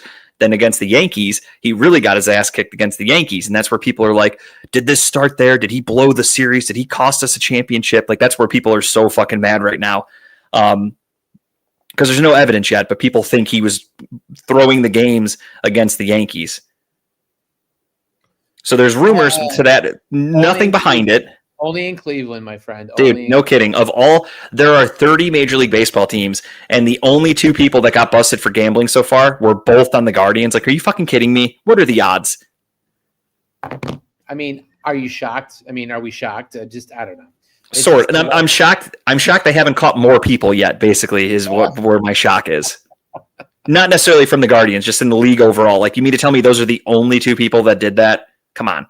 But again, I don't know. I'm not trying to feel bad for them or make anybody like feel bad for them. I'm just, again, purely speculating.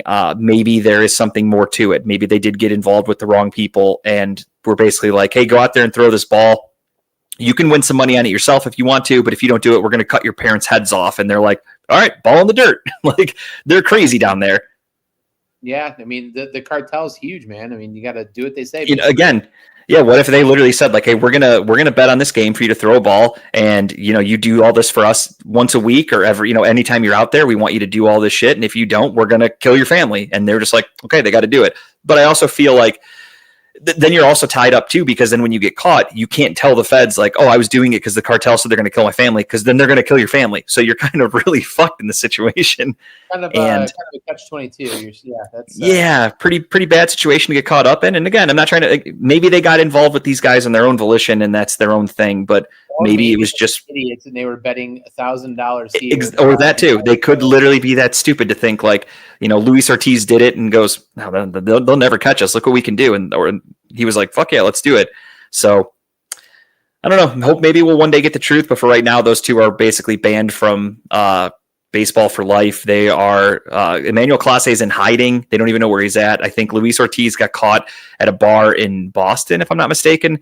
And they're facing up to 65 years in prison. They won't get that. That's crazy to get that much jail time. But they are facing some hefty shit if they actually get convicted or sentenced, I should say. And again, Emmanuel Clase is in hiding, so who knows? I don't know. We might never even see him again, just even in like the news. So, time in Cleveland. Time to back Trevor Bauer. Let's go. Bring him back. Let's get Trevor Bauer. Let's get Bob Wickman. We need a closer out there. Give me Cody Allen. Bring them all back. Let's go. Next up on the list I wanted to talk about was a little bit of NBA news really quickly. Similar to what we were just talking about, gambling stuff. I'm sure you guys have all seen it, so I'm not going to really talk about it too much. But the Chauncey Billups, Terry Rozier, Damon Jones ring. So they were, of course, the story that they were running illegal poker games where they were cheating and they were using devices to cheat people out of money for poker. Okay, that's one thing. Then it got a little deeper with Terry Rozier telling people, hey, I'm going to fake an injury, bet my under for assists tonight. And people did that. And again, unusual amounts of money placed on bets for him the night that he takes off. So that's where the FBI goes, we're going to look into that. Chauncey Billups, same thing, head coach of the Portland Trailblazers. He's telling people, hey, bet against us. This guy's not playing tonight. Bet this team, do this, do that. And then same thing with Damon Jones. Damon Jones is telling people, hey, LeBron's got a bad ankle. He's not playing tonight. Bet on the other team before it gets announced. And then sure enough, they win all this fucking money. That's illegal. That's insider trading. You're not allowed to do that stuff. So the FBI did not fuck around. Those guys have all been arrested, and we shall see what happens with them. I don't think there's been any news on that for a couple of weeks. How deep does it go? How deep does it go? They're going to flip on.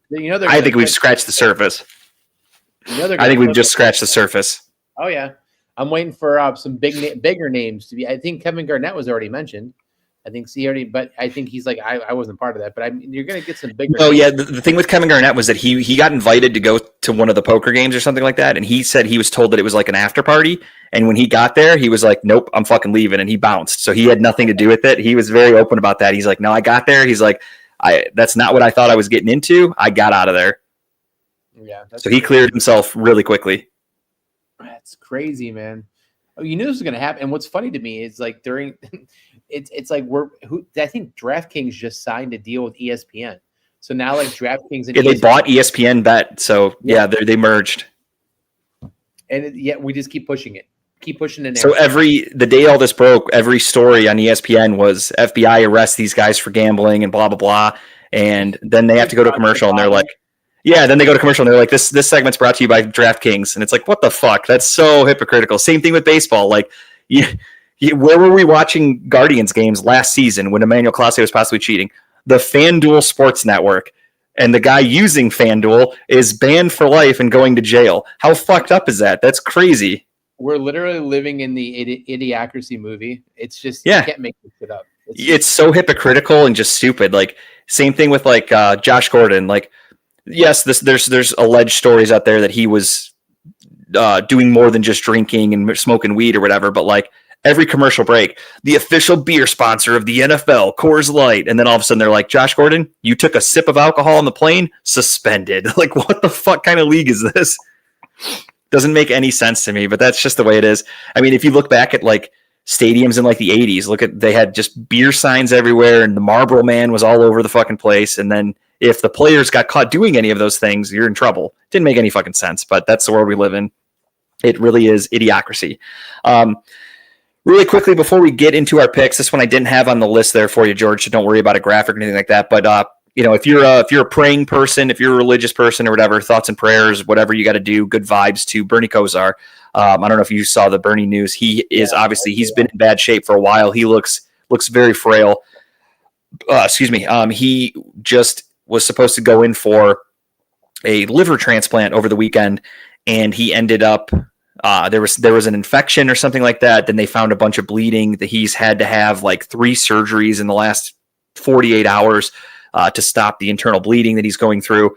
So he's in rough shape right now. Again, he does not look good, so hopefully that he can make a recovery. But, just from the last couple times I've seen him in videos and stuff, he looks pretty rough. So thoughts and prayers to Bernie. Obviously a Cleveland legend, but, life took a toll on him, and it's coming to collect. So hopefully he gets everything he needs in that transplant that he's been trying to get. But again, he was supposed to get it over the weekend and they had some issues, so he did not get it. But keep him in your thoughts. Again, if you're a betting or a religious person or a spiritual person, whatever, send some good shit to Bernie. He's a good dude. I've met him a handful of times. Super fucking nice, nicest dude in the world. And, wish him nothing but the best. So just wanted to give a quick shout out to Bernie Kosar really quick. With that being said, though, it is time for our Week 11 picks. And George has the Cavaliers court up for some reason, but that is okay. We are going to figure it out. Well, it was in order. I'm just going in. I was clicking through order. Yeah, we're running a little late, so I'm skipping the Cavs segment. Nothing really to talk about. They lost the game the other day on that alley-oop, which was one of the craziest endings to a basketball game I've ever seen. I don't know if you watched it, Kyle, but for Donovan Mitchell to hit that crazy 3 with 0.4 seconds left, to tie the game, to go to double overtime, and then for the Cavs to fall asleep on defense and give up an alley-oop with 0.4 seconds left was fucking nuts. Because I was watching the game with Tara, and Mitchell hits the shot, and I'm literally like in awe. And I'm like, God damn. I'm like, now do you understand why I love sports so much, Tara? I'm like, did you see that fucking shot he just made? That's crazy. That's like theatrical. Like, you can't write that. That's so amazing. That's what's sports.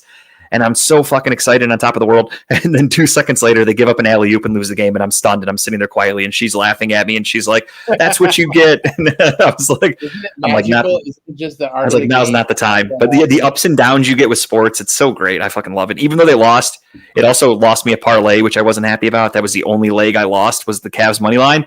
But even with that happening, it was still just seeing a team, seeing the way the game goes back and forth like that was fucking crazy.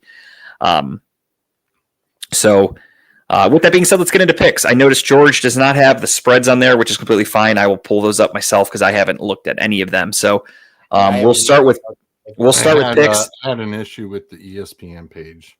No worries. Like I said, we'll start with picks here, and then we will go back to make your spread if you want. Gosh. I'm cool that tomorrow's Thursday night game sucks because I'm looking forward to just watching basketball or something else and not watching the NFL game, because the Patriots should win that game. Will they win by 14? I'm not that confident, but I do like the Patriots tomorrow night on Thursday Night Football. So I think we're going to get a clean sweep here of the Pats. Everybody in agreement with that? For sure. Oh, yeah. I'll take that 14. I was going to say, I know I got a wild man in the crowd here, so let's Let's see. go. George is going. He's Let's taking go. -1 or -13.5. Bold take. I like it though. Patriots could easily win by 14.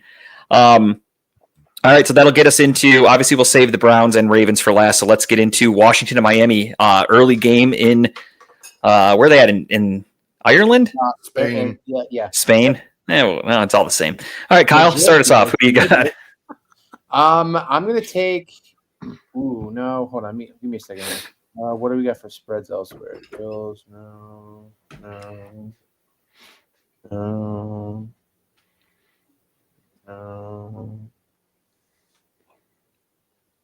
Yeah, I'm gonna take the Dolphins minus a 2.5. I think they win by more than 2.5. So give me the Dolphins there, straight up and on the line. Okay. I agree. Give me Miami. Give me Washington. Washington's everybody's whooping boy right now. They're rough, but I don't know. I got a feeling about this. I feel like Miami kind of blew their load last week, beating Buffalo. So I'm feeling Washington for some reason. I don't know why. Maybe Mariota doesn't turn it over. I also have huge news to report really quick. I'm very excited to announce this on the show. It has nothing to do with the show and nothing to do with sports or anything other than just my own personal happiness. But for those of you that know, Louis C.K., my favorite comedian of all time, he wrote a book, came out yesterday. I bought it on Amazon or whatever. I had been holding out on buying one because a lot of times with authors, like Books A Million or Barnes & Nobles, whatever, they'll sell signed copies. For instance, I have a signed copy of the book Yearbook from Seth Rogen, one of the funniest books I've ever read, but I got an autographed copy of it. It only cost you like $2 more. So I had been holding out for a signed Louis C.K. autographed copy of this book, and they just weren't available anywhere. They weren't doing it. And I kind of thought, makes sense. He is still, not a super friendly name in household. Some people still hold those allegations against him and stuff, even though he didn't do anything illegal. He didn't do anything, that egregious. People still treat him like he's a leper. So I get it. And I was like, you know what? The book came out yesterday. So it was Monday evening. And I'm like, okay, or Monday afternoon. I'm like, all right, at this point, he's not signing anything. It is what it is. I've waited long enough. So I bought it on Amazon for next day delivery. And it arrived yesterday. I started reading it. I'm a little bit into it. And then I happened to click a link that Louis shared today for book signings coming up. He's only doing them on the West Coast. So it's in San Francisco and two of them in Los Angeles. So I clicked one of them and it said, the one in San Francisco, it said for $34, you get a ticket to the event. You get to go in there. You get to do a meet and greet with Louis, get a picture with him, get your book signed. It gets a copy of the book, all for $34. I'm like, that's actually a really good price because the book is like $27 by itself. So I joked with Tara and I said, hey, do you care if on December 12th, Friday night, if I fly out to San Francisco, meet Louis for $34 and I'll fly right back home? I was joking, but she was like, fuck no, you're not doing that. And I was like, okay. And then I clicked the website and I looked and they had a thing that said, if you're unable to attend, no worries. Buy a copy of the book here, leave a comment in your purchase that says sign it or, signed copy, and we'll send you a signed copy after the event. And it's $27, the same price I paid on Amazon. So I went, oh, fuck, I'm getting a signed copy of the book from Louis. So I went ahead and just bought that. And they just emailed me and confirmed. That's amazing. It said, your copy will be signed on 12/12, and we'll ship it to you as soon as it's done. So I have already reached out to Amazon to set up a return for their copy. So I'm gonna finish reading their copy, send it back to Amazon, then get a signed copy from Louis himself in a couple of weeks, and that one will stay on my bookshelf forever. So very happy about that. As you know, Louis is my guy. So that's some big news right there for me. Sorry to interrupt with everybody, but that's big for me. All right. Next up, we have Joe Flacco taking on the Pittsburgh Steelers again. And will this game be the shootout we got to see on Thursday night a couple of weeks ago? Who knows? George, you are up. Yeah, listen. I don't think it happens twice. I think Pittsburgh comes back in there going, yeah, fool us once, shame on twice. Yeah, not going to happen. Pittsburgh does suck, though. They are a very bad team. No, but they win this. Pittsburgh. They win this one. I know that it is in Pittsburgh. We tend to play a little bit better. Yep. So you're taking Pittsburgh? Yep. Okay. I fucking hate both these teams. Give me the Steelers. Say it. Yeah. Say it. Cincinnati's defense is historically bad. They got called out by their players after their loss to who did they lose to a couple weeks ago in that back and forth game? Cincinnati? Yeah, Cincinnati, they had that shootout game a couple weeks ago, and I think they scored with like a minute. It was the Bears.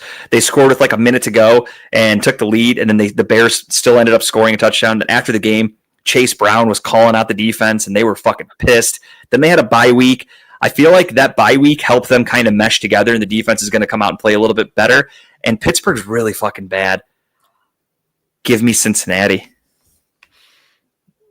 I'm going for it. DK Metcalf finally gets off the schneid. Aaron Rodgers hooks him up. Finally.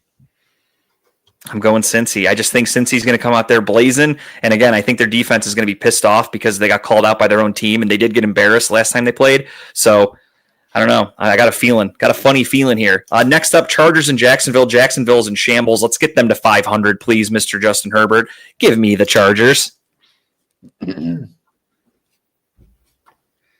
Yeah, I have to agree with you. I think the Chargers win this one. Of course, I'm rooting against Jacksonville anyway. So yeah, give me LA.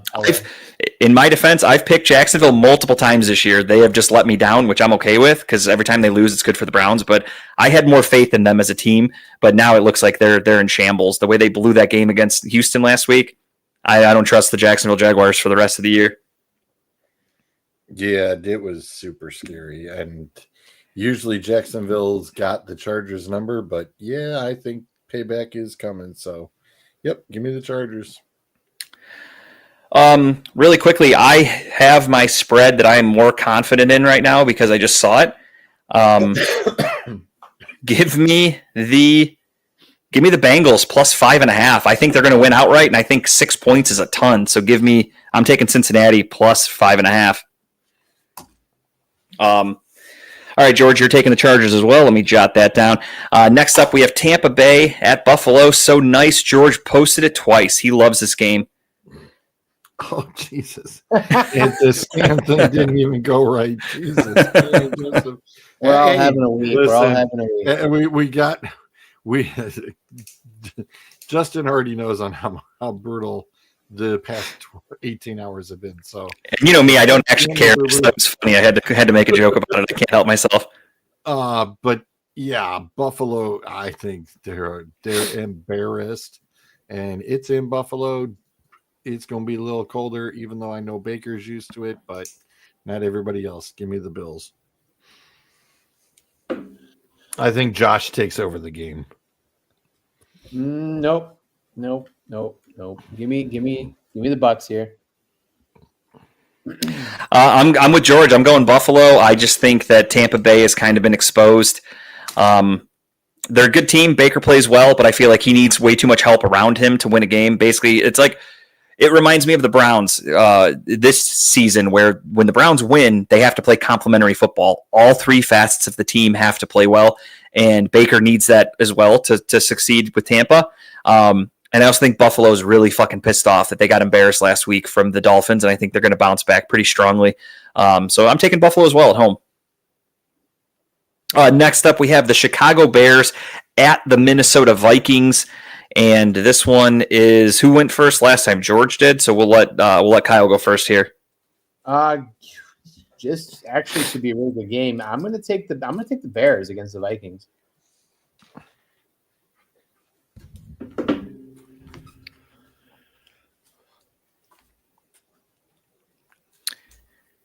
George?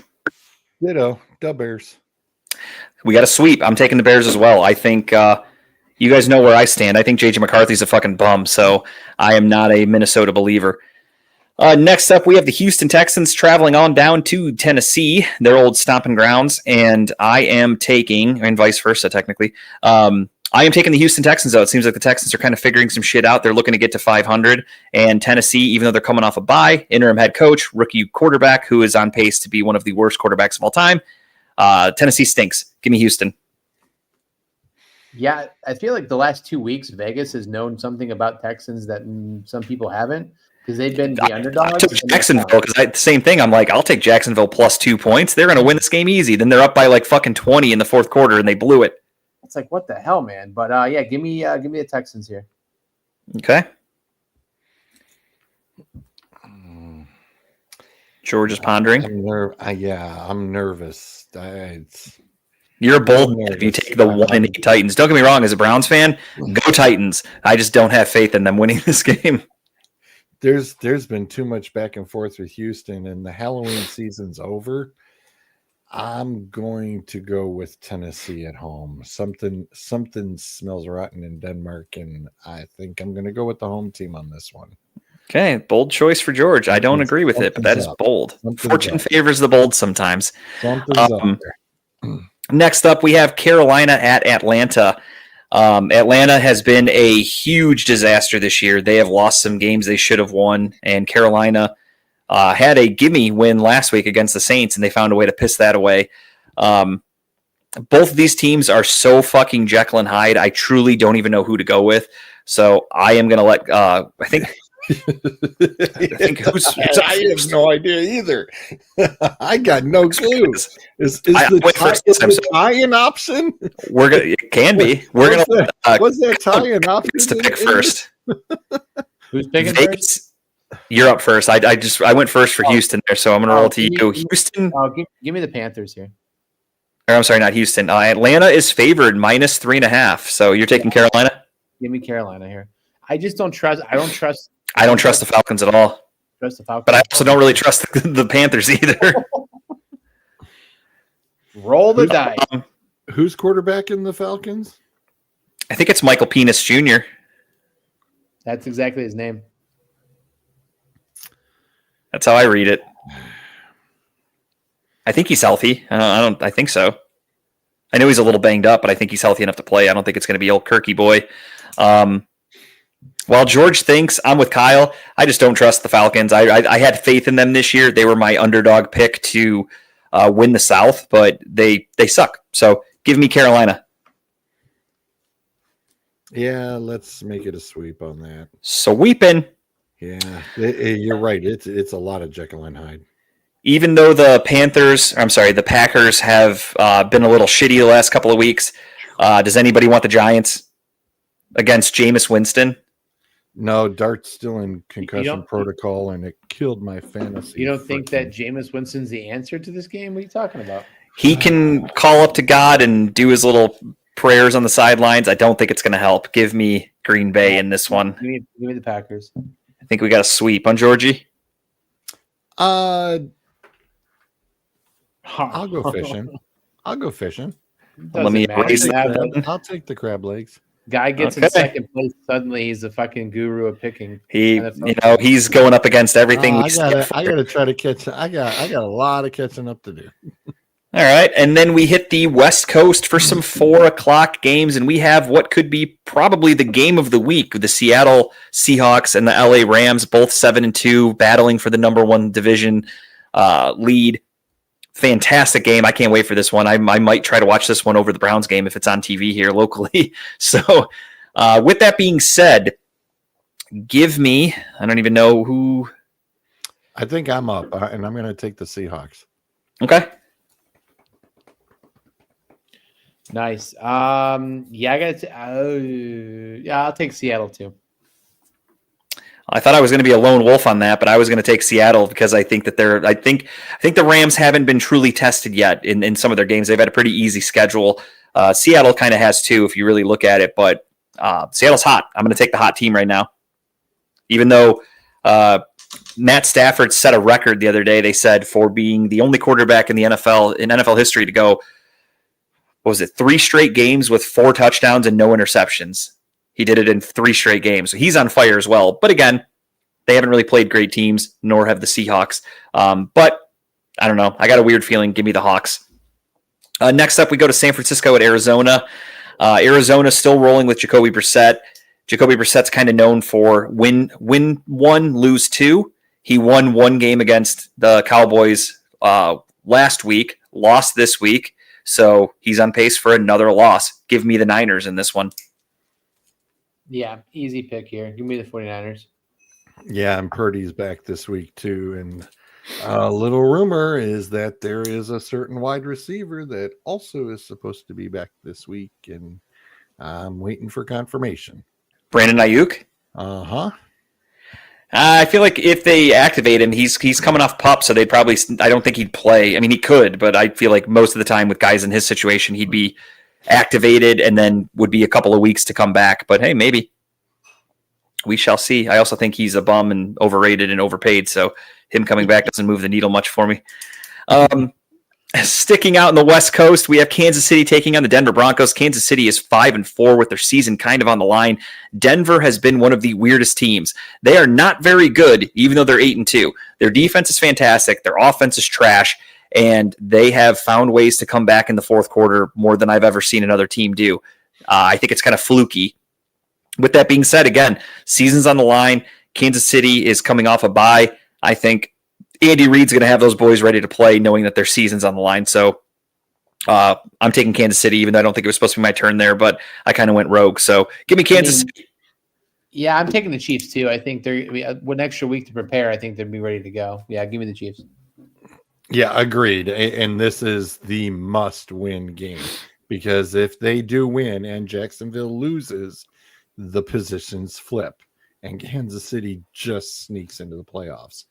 And it's like right now they need that really, really badly. So I'm with y'all. All right, then Sunday Night Football is shaping up to be a good one. We have Detroit at Philadelphia. We will let Kyle go first. Kyle, who do you got? Yeah, this is gonna be a fun game to watch. I mean, I don't know, man. I was back and forth on this because it's such a close game. Even though Philly's favored by 2.5, but being at home, that's close. So they have it at 46.5 over under. So they think it's going to be a shootout back and forth. Give me the Lions.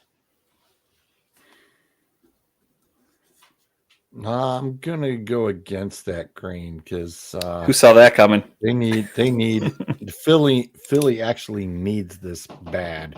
They need to put a statement game up, and especially Detroit just came up whooping on Washington, which is trash already, falling apart. I don't think it happens twice. So yeah, I'm taking the Eagles. I'm with Kyle. I'm going with Detroit. I think there were rumors that Dan Campbell took over play calling, and then they went out and put up 44 points against the Commanders. Which again, it's the Commanders, but still, they looked like a team possessed last week, and they're a little pissed off at their performance so far this season, been a little underwhelming. So I am going with Detroit. I think they're going to have a staple win on the opposite. I think George says Philly's going to have a staple win. I think Detroit has a staple win against Philly. So give me the Lions. And then we get to Monday Night Football. We'll let George start us off here. Dallas at Las Vegas. Dallas. The prison inmate game of the week they decided to put on Monday Night Football. Yeah. And yeah, I kind of feel like, does anybody want Vegas? No. It's going to be ugly as shit, but I'm taking Vegas. And then before we do the preview for the Browns-Ravens game, I went ahead. I'm a little bold here, and I went ahead and gave us a sweep of Baltimore. I feel like that's fair, boys. Am I crazy in doing that? No. No, but it would be a very Browns thing to do for them to win this game. They did it. Because we all took the Packers. They won last year, and they did. My understanding is, what did I read? Is Kevin Stefanski's never lost to the Ravens twice in a season before, so he usually splits with the Ravens, which is crazy. I just don't see that luck happening this Sunday. I don't know. The Ravens are one of the hotter teams in football, but it's very Browns-like that Lamar Jackson's missing practice because he's hurt, that he misses the game on Sunday and the Browns end up winning this game. I'd be more pissed than I would be happy about beating the Ravens, to be honest. But it's a double-edged sword. Let's put that Lamar clause in. If Lamar's out, I don't even think with Lamar out it matters. No, I think their defense is too good that the Browns won't be able to score, and then they'll find ways to score again. I mean, Jim Harbaugh's a special teams guru, or John Harbaugh, whichever one he is. I don't remember which one's which. He was a special teams coach, and our special teams is trash. So all they need is a couple kick returns, maybe one for a touchdown. That should just about do it. 7-0 Baltimore. That would be enough to seal the game. So the Cleveland Browns. I'm taking the Ravens in this one. Ravens. A lot to break down. For me, it's just more so for our star players, stay healthy. Go out there, get your ass kicked, but do it admirably. And, it is what it is. Maybe Shedeur gets a little bit of playing time on Sunday, but I'm not holding my breath for that. If it's a huge blowout, maybe Stefanski pulls him. That's kind of how I'm looking at it, but or pulls Gabriel. But I'm expecting it to be an ass whipping. I think it's going to be an ugly game. Why it's at 4:30, I don't understand. That's kind of annoying. I have to wait an extra 3 hours for a Browns loss, but whatever. Thank you, NFL. Especially on the East Coast. That's what. Yeah. Well, I think they're making it the CBS game of the week, so they're making it the 4:30 game,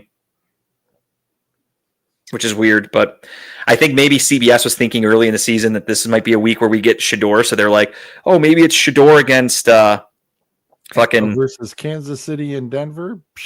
I don't know. Oh, it's bizarre then why they're doing it. That was my guess. Was the only reason they'd be doing that in Denver. That makes sense because it's in Denver, so the game has to be at 4:00. Yeah. Wow, that's weird. But I haven't seen who the broadcast people are going to be because obviously if it's Romo and Nance, which it shouldn't be, then it would be the game of the week. But I don't know. Wow, makes no sense to me. Stupid NFL. That's because we suck so bad. This is their version of a primetime game for us because we don't have another one. So like we'll give you 4:30. That's the best we can do. You get nursing home prime time. All right, I'll take it. All right. Well, with that being said, yeah, just go out there, stay healthy, take your loss like a man, and let's talk more draft next week. We will get into right now George's favorite segment. His favorite slide to put up, of course, is just the tip. And of course, as always, George, do you have anything? We'll let you obviously help if you're chime in if you got anything. Just a repeat of the you and I were chatting about the Thunderbirds. I thought it was a great movie. Fantastic movie. Nice little movie. And for the others in the household who weren't fans what of movie? it, Thunderbirds or Thunderbolts. Thunderbolts. My bad. Thunderbirds on the brain. The Marvel. I watched it on the plane to Vegas. I thought it was fun. I mean, it's not like groundbreaking, but yeah, I was gonna say it's definitely one of the fun movies. Yeah. All right, and Kyle. Mine was the movie Weapons. Jess and I watched it Monday night. And we've heard so much about. I've heard so much about it being like a really interesting movie, and we went into it blind. We didn't watch a trailer. We didn't watch anything online. We didn't read any synopsis. Nothing. We just went into it blind. And so, I mean, have you seen it first off? Yeah, I think it was my pick tip a couple of weeks ago. Oh, was it really? Yeah, I probably wasn't on that week. I probably wasn't on that movie. No. Yeah, that honestly, I don't remember, but yeah, no, it was fan. I liked it a lot. It was good. I mean, we didn't know, so it was probably not until like halfway through the movie when we were like, oh, okay, now we kind of see where this is going. Because at first, I'm like, I hope they're not following her the entire movie, and then it switched to different. I like the different point of views all around that same story, which is really cool. But no, I mean, at the end of the movie, for it to be what it was and how it turned out, I thought it was a phenomenal movie. So. We've been watching some movies lately. It was either going to be this or I was going to put up the Welcome to Deary thing, but we're only 3 episodes in. But that shows that one's really new. I'm watching that too. It's fantastic. Yeah. So, but no, good movie. Yeah. No, I agree. It's fantastic. I liked Weapons a lot. I think it's got I think the underlining message, if you will, is it's about kind of about school shootings. In the grand scheme of things, when you really think about it, about how like all of a sudden a teacher goes in and her class is missing and, shit like that. So it's got some deep messaging to it, but overall the way they did it, like you said, fantastic. The different perspectives, the twists, the what the fuck kind of moments, like what the hell am I watching? Right. And I don't want to spoil anything, but the main antagonist in the movie, there are rumors, at least I saw, I don't know if they're 100% true yet, but they're going to be making a bit of an origin movie on one of the characters, the main antagonist in the movie.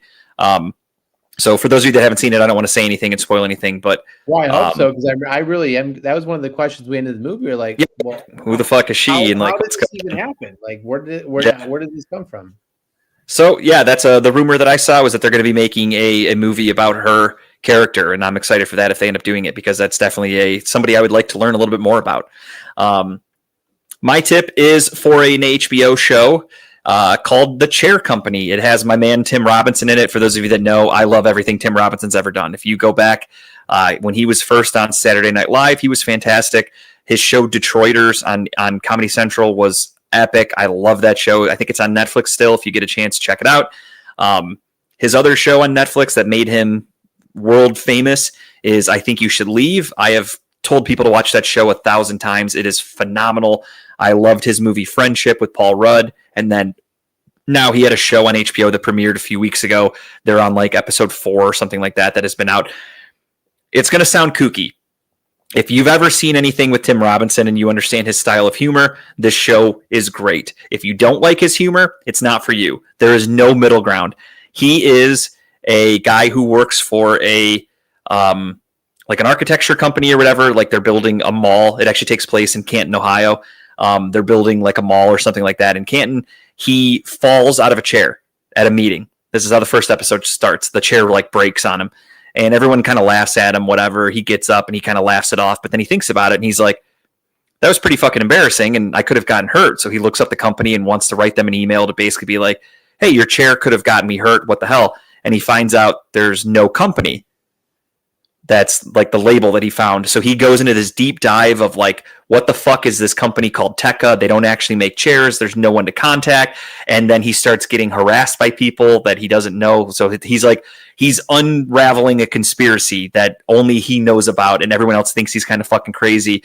And it has that Tim Robinson humor where there are so many fucking weird things that happen that if you don't like that humor, again, not for you. For me, I laughed my ass off. HBO the other day. Yeah.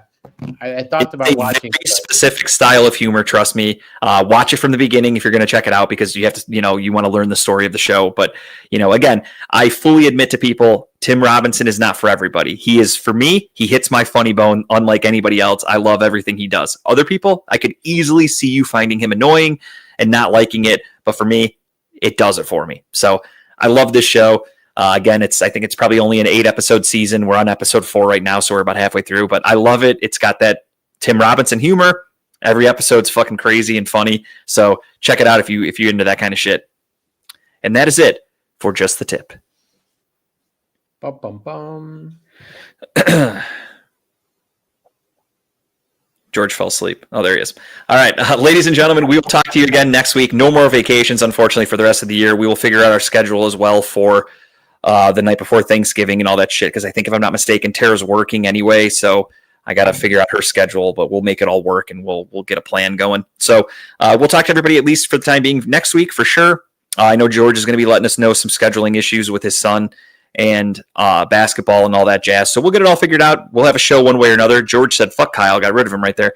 I was just going to say. George is like, breaking news, I'm the new co-host. But yeah, so everybody next week. And hopefully we have some, fun stuff to report and nothing too crazy happens with the Browns. And hopefully the Browns don't win. So we'll talk to everybody in a week. Cleveland, that was for you.